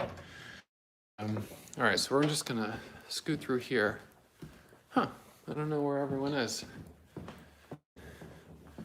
That's weird. Well, that's fine. I had to come in here to grab this power cord right here. So this is the office, like you guys know, when I wasn't trying to flex, but yeah, I hear you there. But usually this is where I would trade, but this is also my son's kind of playroom for, downstairs. So, and this is a nicer kitchen set than I had at my first apartment. Without a doubt, these are nicer. That's polished nickel. And he left the water running.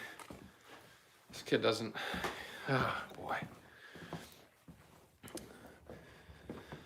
But, try to keep it real. This is my moss collection right now that I'm growing. I picked this outside. So I think this is all I need. I'm gonna have to get that switch, but I'll get the switch later. This is our train set. We had a lot of fun on this. WTTR, I will have to check that when I get back over. I'm just gonna walk right back next door right now.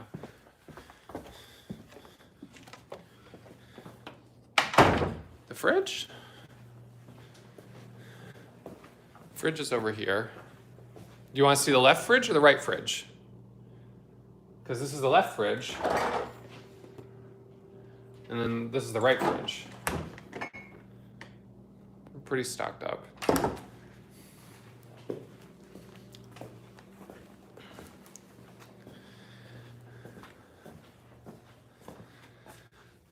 All right. Yeah, that's fine. Okay, so yeah, that's for the puppies. You know, I think with anything else, if you find something that you really, really enjoy, whether that's teaching, trading, it's a little of both. If you love what you're doing, it doesn't feel like work. You know, I'm hanging out here on Sunday. Like if I hired someone to do what I do and they didn't love it, they'd be like, you're gonna make me do a 2-hour or whatever YouTube stream on Sunday? No, I'm not gonna do that. That's work. I don't wanna do that. You know, but for me, it doesn't feel like work because I love what I do. And so I might have days where I work, 12 hours or 16 hours, but I'm enjoying it the whole time. So it doesn't really feel like work. And then the result of all that hard work is, I'm continuing to grow something that I enjoy and is fun and it makes me money at the same time. It doesn't get a lot better than that. All right. And I know that that's not the case for everyone. No doubt, creating the warrior trading community is something that I didn't expect would become as big as it's been. But I think it just speaks to the kind of approach that I have with trading, the strategy that I have, my mindset, just the trying to keep it real. And I don't know. I mean, I've connected with a lot of people. I know there's people that don't like me. They make that clear. There's people that think that I'm not a good trader. There's people that, think that if I was such a good trader, I would just teach classes for free. And if they want to think that, they can think that. I can't control what other people want to think. And, of course, you guys as subscribers on YouTube, hopefully you guys are subscribed. Some of you guys love the content. Some of you guys watch a couple episodes and you're like, oh, this guy's an idiot. I don't care. But I've connected with enough people that I've been able to put together a nice community. So there's that, those who can't do, teach. So that comment there, I don't know if you are meaning that or if you are just saying that that's something people say. People do say that. They say, Ross, if you could really trade, you would trade. You wouldn't teach. So you're probably lying that you're a profitable trader. It's your broker statements they must be forged, or, that audit that you got from Citron Cooperman, you must have just paid them off, or all those, it's crazy, because it's obviously not true. But some people will say that. So they'll say, Ross, if you were able to turn $583 into $1 million,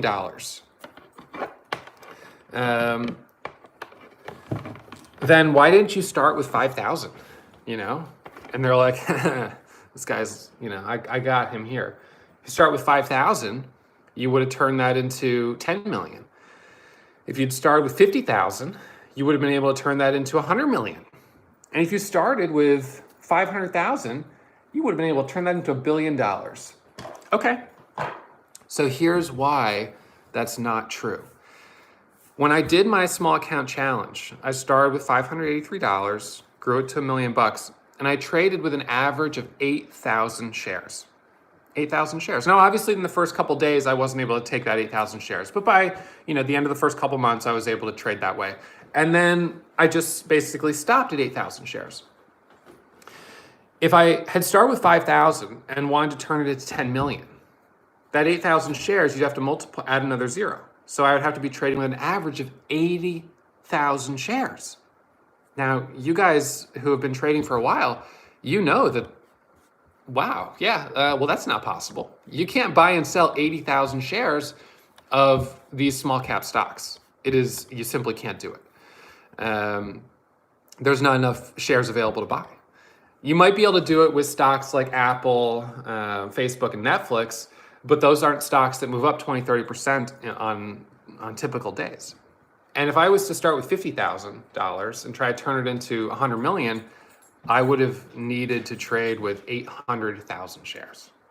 So yeah, obviously I'm not working at a hedge fund because they would, and I had someone call me. I talked to him from a hedge fund. This was a few years ago, and he was like, "Well, what if I gave you $10 million to day trade with? What would you be able to do with it?"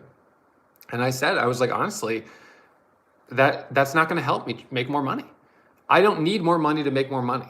I'm already kind of at the limit of how much money I can make, and that's because I can only buy so many shares of these stocks. Now, I know that there's some traders out there that trade these same stocks that will sometimes throw down, $100,000 days or whatever. But some of those same traders will also have $200,000-$300,000 losses. And I personally cannot emotionally withstand losing 300 grand on a day trade. I just can't do it. Call me crazy, but I can't do it. And I'm not sure that me taking risk where I'd be down $100, $200, or $300,000 is going to be of any use to a beginner trader. I even sometimes think the amount of risk that I take even now is not super helpful for a beginner trader, although I always cut my losses. I don't hold anything overnight. I cut my losses. I mean, I sometimes let them go a little too long, but I do cut them. So yeah, that I think if I had a strategy for trading Facebook or Apple and I was swing trading it, then I would maybe say, okay, that's a strategy that could get scaled up a lot more. But the small cap strategy is great for growing a small account, and you can't do a lot past that. So for me, my best year was 500 grand. I am up $75,000 on the year right now. It's good. It's not great. It's, in my opinion, for where I wish I was at, but it's the end of the first quarter right now. So 75,000 times 4, it's $300,000 a year. It wouldn't be my best year, but 300 grand is nothing to sneeze at. And if I can finish with 300, that would be a good year. And if I was willing to take a little more risk, maybe at the right spot, then maybe I could have some $40,000, $50,000 days. My best day is a $40,000 day. And what's funny about it is I was being so aggressive. It was back in, gosh, I can't remember when it was. Come on in, girl.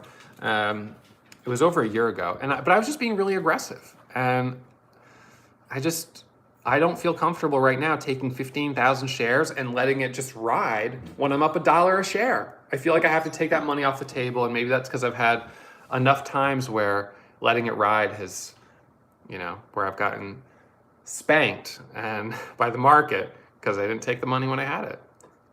And that only has to happen a few times. So Jess, he's a student who's a member of the 100K Club at Warrior Trading. He actually just, he did a success story. So if you go to warriortrading.com, you'll see under success stories, his story. I'll pull it up here on my computer. So he actually had a really interesting story. One of his first trades was a penny stock. And he bought this penny stock, and he was kind of going right into, so this is this is him right here. So I'm going to read Jess's story. Girl, go on out if you want to go out. So he passed up a $250,000 gain to try to get rich. Oops, sorry. So he had to trade a stock that he bought. He said he was buying at around 70 or 80 cents a share, and this newsletter said it was going to go $22. And so when he was up 250,000, he didn't take any of it off the table. he was going for that $500,000. He was going for that big trade. And it came back down and it was gone. So he sold it for 88 cents, which was like nothing, a couple $1,000. And that's when he was like, okay, swinging for the home run, I can't do that anymore. It's awful. So everyone's going to have their own strategy to a certain extent. It's a reflection of your personality.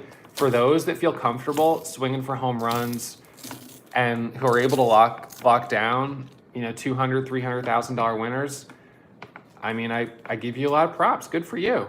You definitely deserve a pat on the back, and I'll give it to you.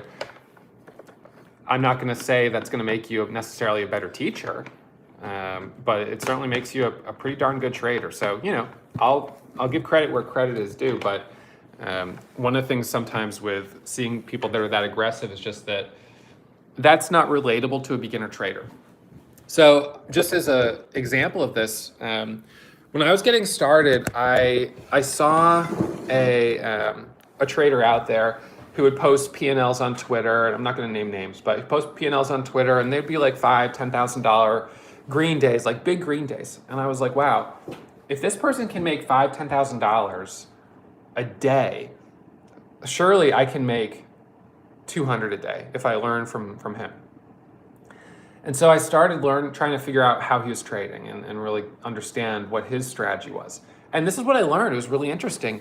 He would take a trade, and he would see a stock and he would buy it. And if he wasn't green on it right away, he would be like, well, I still think it's going to do this, so I'm just going to hold it. And it would go down and down and down, and he would still be holding it. And then, he'd be down thousands of dollars. And then he would be like, all right, well, I'm going to hold this overnight because, this is still at this technical level. And as a beginner trader, I wasn't able to do that. I wasn't able to hold overnight. And then the next morning he'd be like, yeah, so I actually added some shares after hours and pre-market, and now I'm holding, instead of 2,000 shares, 10,000, and magically he's up. And I would just be like, well, I can't buy my way out of trades. I can't just add and add and add to buy my way out as a beginner. I might be able to now on some trades, but even the people with the most money, look at Bill Ackman. I mean, how much did Bill Ackman lose on Herbalife? Bill Ackman, Herbalife loss. It was billions. He took a $1 billion short position.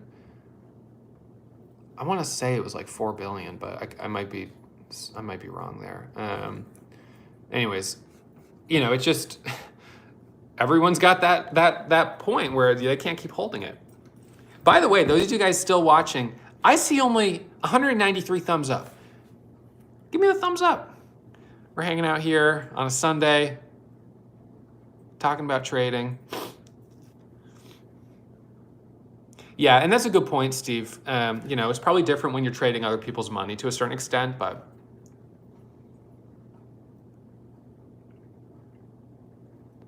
that's more like it. Thank you, guys. I appreciate that. So, yeah, I think that for me, my inner critic will sometimes compare me to those people and be like, well, man,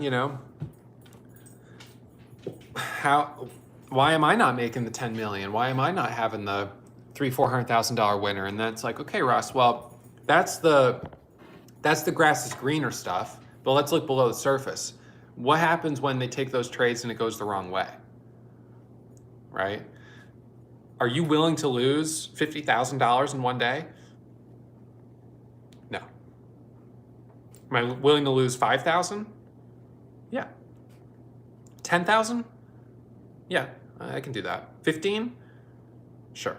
20? No. 25? 30? All right, so that's where I'm at right now, and I've been doing this for a while. Maybe that number will go up a little bit for me over time. Maybe I'm just a little too risk adverse. So I have identified these two kind of battling aspects of myself. Randy is the part of me that's like really conservative. Randy, it's so nervous. And then Rambo is the part of me that swings for the home runs. He steps up to the plate, and all of a sudden Randy's like, Rambo, what are you doing? And there's, that home run. And the problem is Rambo will take those huge trades, but will also take huge risk. And then Randy's the one that's got to clean up the mess. And so I have that inner struggle with wanting to have that home run, and that part of me that's just swing for the fences, and then that part of me that's super conservative, doesn't want to lose. And then I have the inner critic. His name is Richard, but everyone calls him Dick. And he's just always over my shoulder saying, you're a real piece of garbage.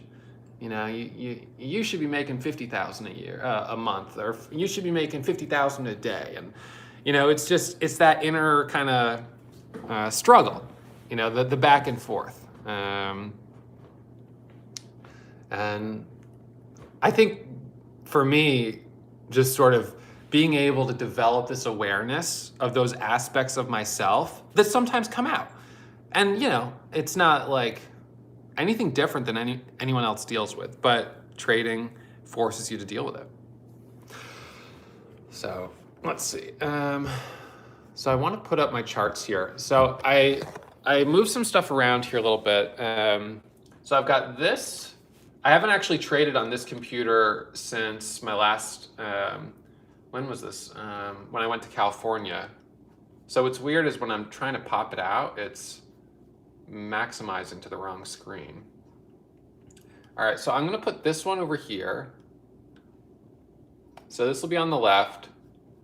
So what this is right now, subject to change, is I've got two stocks. This is one stock, these 4 charts, and this is another stock, these 4. I've got my 1 minute, my 5 minute, my 10-second, and then my daily. So those are the 4. The 10-second, I don't really use a lot, but sometimes it's nice. So that's the same on both. So what I'm gonna do is I'm gonna duplicate, right-click, duplicate the page, and I am going to drag the duplicate over there. And this one, oops, e-signal's kind of freaking out on me for a second. And then that one I'm gonna move up there. So tomorrow when I'm trading, I'm really thinking about whether or not I even want to bother with trading the S&P 500. I made some money shorting the S&P over the last, couple weeks or whatever, but it's not really easy for beginners. It's honestly not even that easy for me. I've been trading for a long time. It's hard. So I'm kind of like, what good is it doing for my beginner students for me to trade the S&P 500? Maybe it helps give me a little P&L, and if I can get a nice $4,000 or $5,000 winner, that helps my month a little bit. But if my goal right now to try to salvage the month so I have a green month so I don't look like an idiot? Or is it to put that baggage aside and just try to take good trades every day because that's what my students want to see? That's a tough question. So let's just say that the goal right now is to focus on giving students what they want to see and trying to be a really good teacher, knowing that generally being a good trader will follow.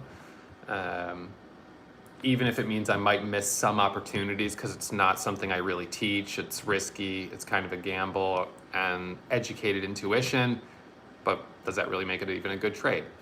So those 2 charts there. So that means tomorrow I'll probably, I'm gonna pull up my scanners here. So these are ready to go. I am gonna keep my reversal scanners up.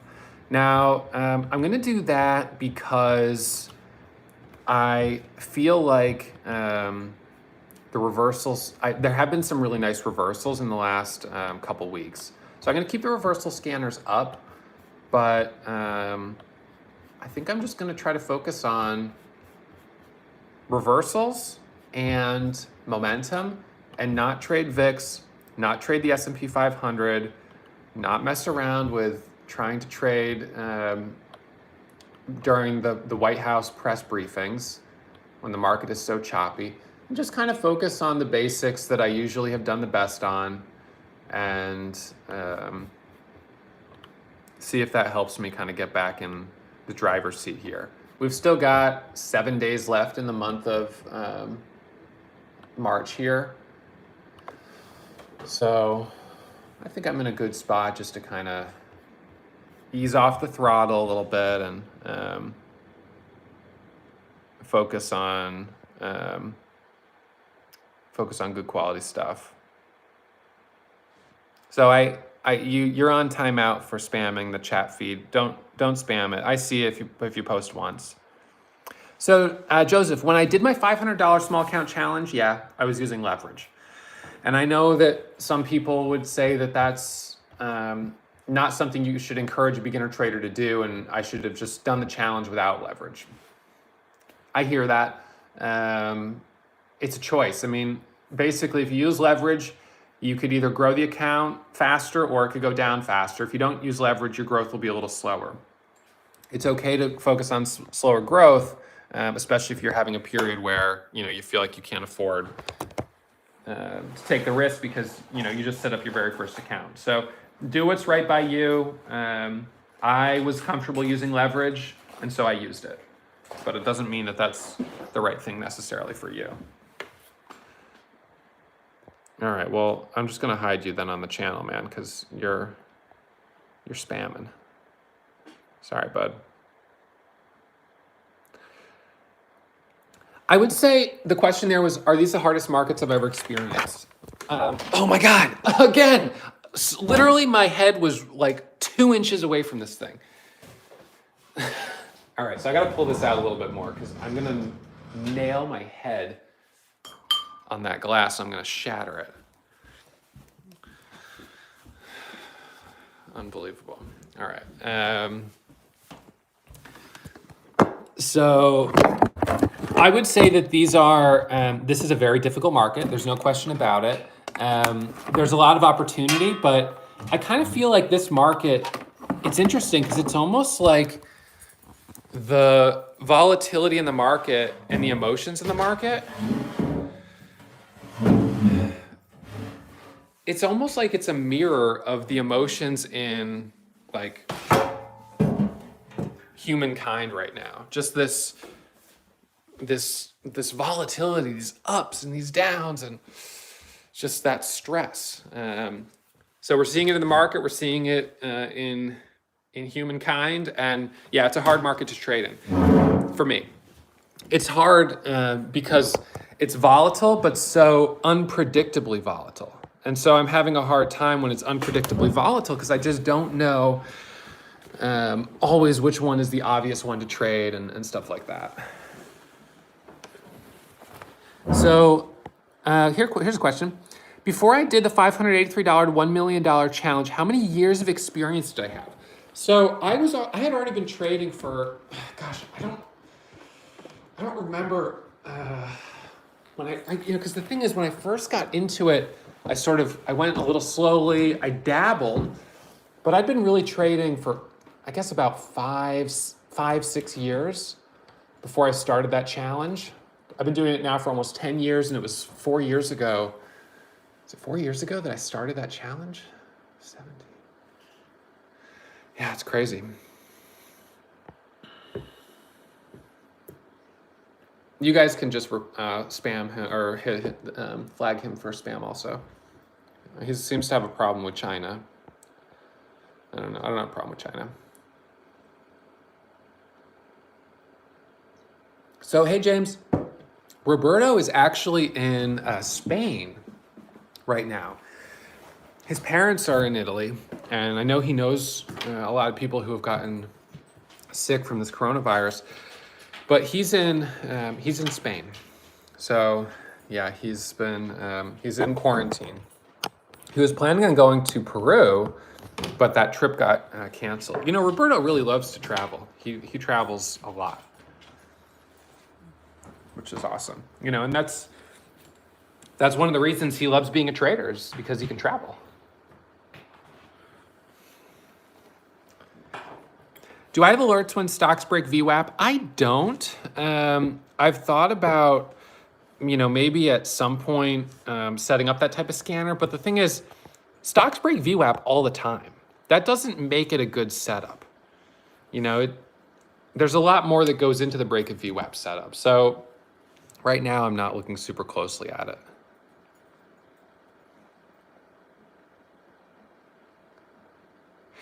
Yes, I did increase my max loss due to volatility. I brought it back down on Friday. I think I put it at $5,000 or maybe 7,000. I think 5,000. I asked Rob to change it. I'm pretty sure he set it to 5,000 because I was feeling like I was being just stupid. I was going down $10,000 and continuing trading. Not good. So yeah, I tightened that up a little bit. So my max loss is going to be set at $5,000 going into next week. So if I'm down 5,000 in one day, that's it. I'm done. And if it happens in the first 2 minutes, that sucks. But that's life. So I'll come back and be at it on Tuesday. But I'm going to take it easy tomorrow. So yeah, emotional control school. That's kind of what trading education is. I mean, that's a big part of it. That's why we have Ted and Diane, who both are doing the Mindful Monday and the FOMO Fridays. So Ted, tomorrow morning, 8 a.m. Eastern time for students, he'll be teaching the Mindful Monday session. Help us get started on the week in a good place. And then I'm going to have a personal session with him from 8:45 to about 9:15 before I go live with you guys, because I want to make sure that I get, squared away and I feel solid, especially how choppy it's been. And then 9:15, I'll start my watch list and we'll start trading when the bell rings at 9:30. And hopefully we have some good stocks on the scanners. The overall market after hours started to dip back down. So we'll see. But after red days, the market has been bouncing back up. So I'm kind of thinking that it'll pop back up.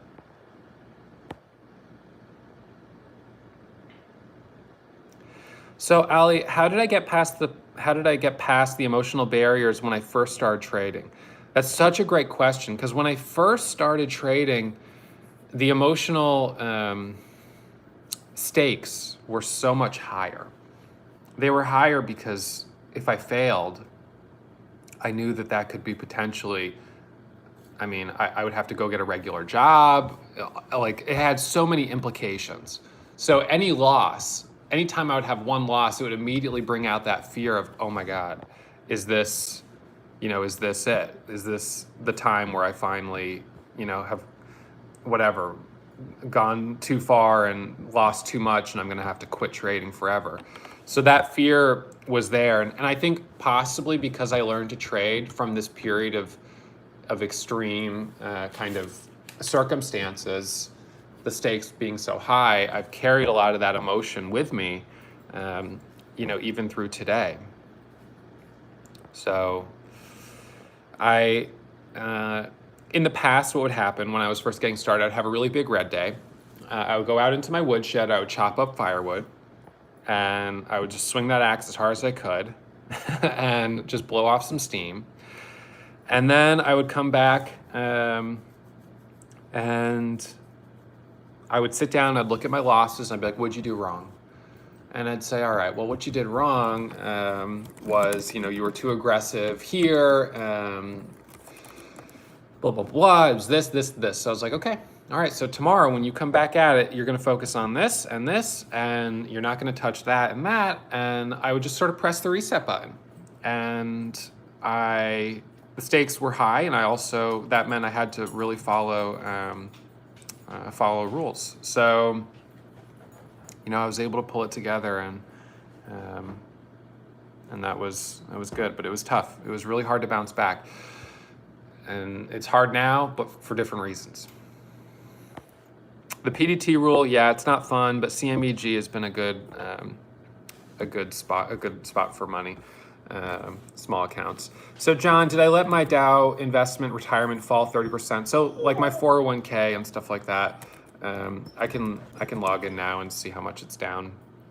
It is down. I'm not trying to time the market by liquidating my 401k before the market's going to drop and then putting the money back in when the market goes back up.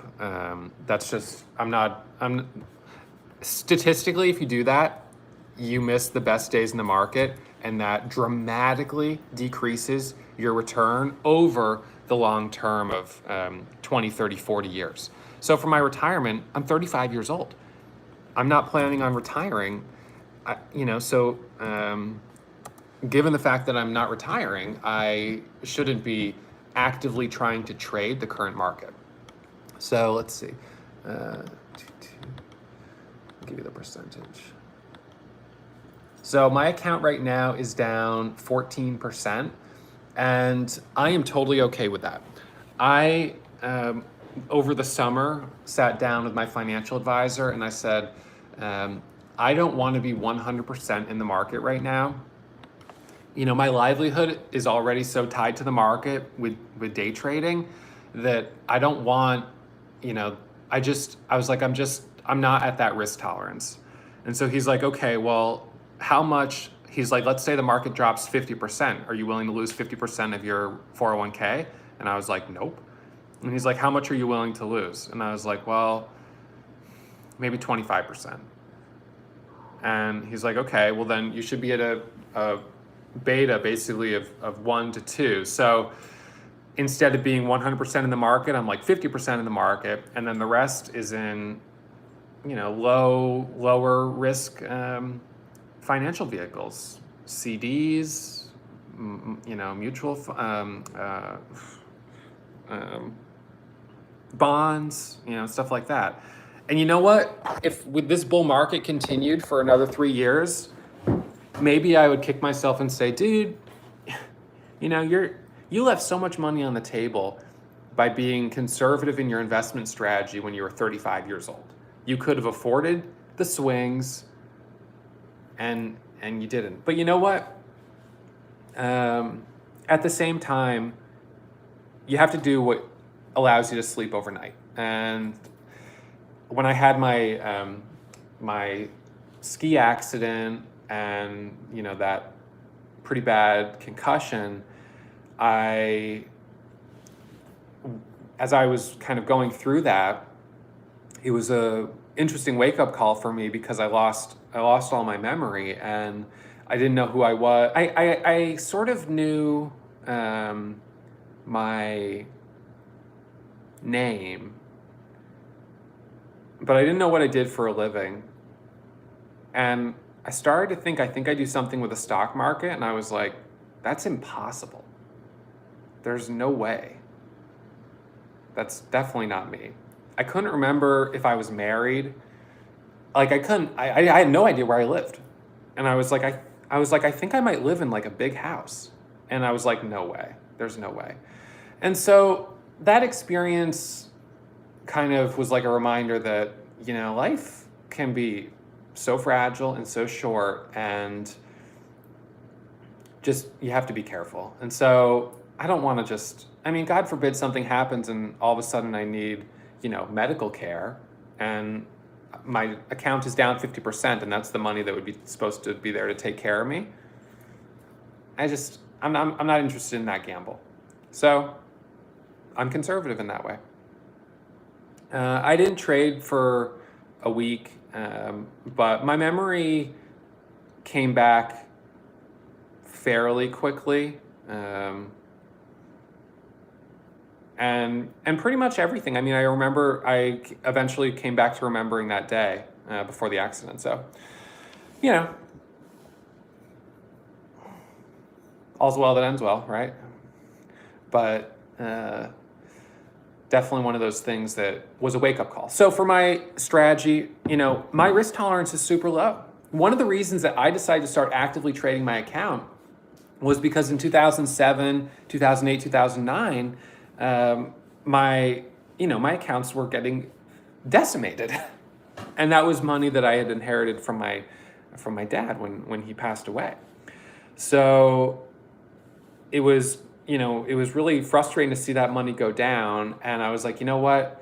I think if I trade this myself, I have a better shot at actually making money. And maybe I can just make this my full-time income, just actively trading the money that he left me. And it was about $100,000. So, it wasn't a lot. I mean, it was, think of that however you want to. That's a lot, but for some people, it's not a lot. I don't know. Anyways, that's what it was. And that's what I used basically to afford to not work for 2 years and to lose $30,000. So I basically drew that down to almost nothing. And from there, turned the corner and came back up. I hope that you guys don't have to go through that.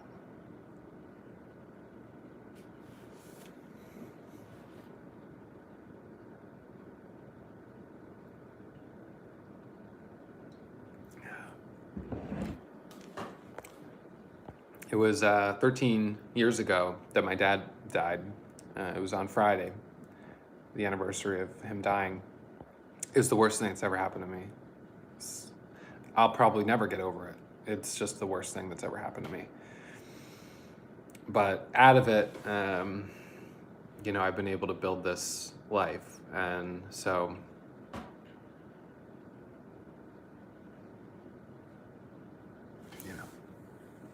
So it was a year ago that I had the worst loss of my trading career, because it was on the anniversary of him dying, and I lost 30 grand. So it's crazy how that stuff can just like get into your head.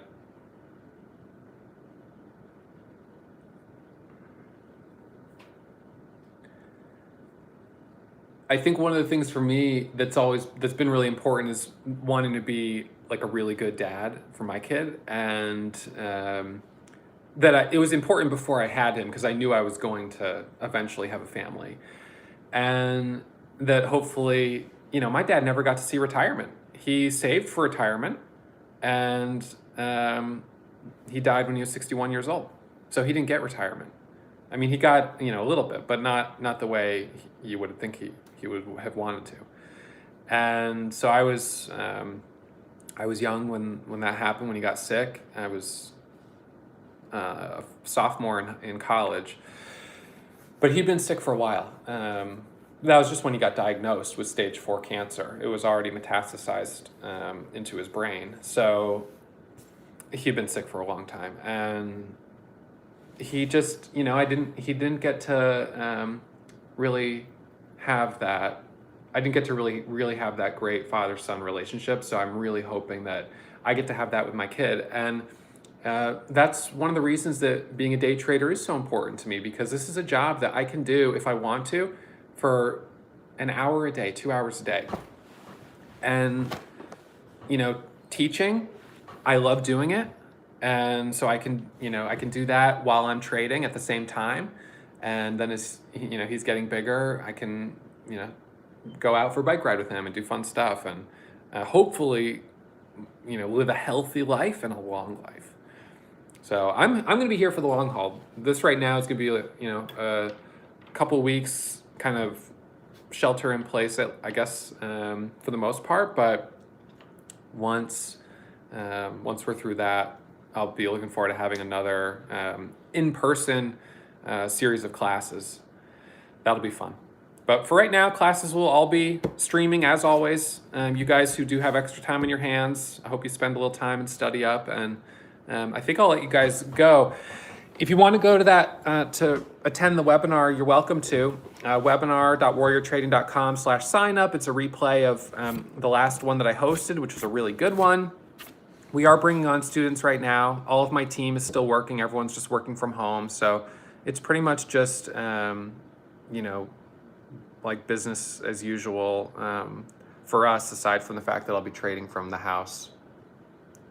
So that's it for me. I hope you guys have an awesome Sunday. Rest up a little bit. I gotta go get that switch cable for this, I'm gonna have to do a little bit more setup with getting these things kind of dialed in, but I'll get it dialed in, and then I'll be ready to trade here tomorrow. And then when I'm done trading, sit down here, think about my trades, and then go outside, walk the dog, hang out with my little boy, and enjoy the day.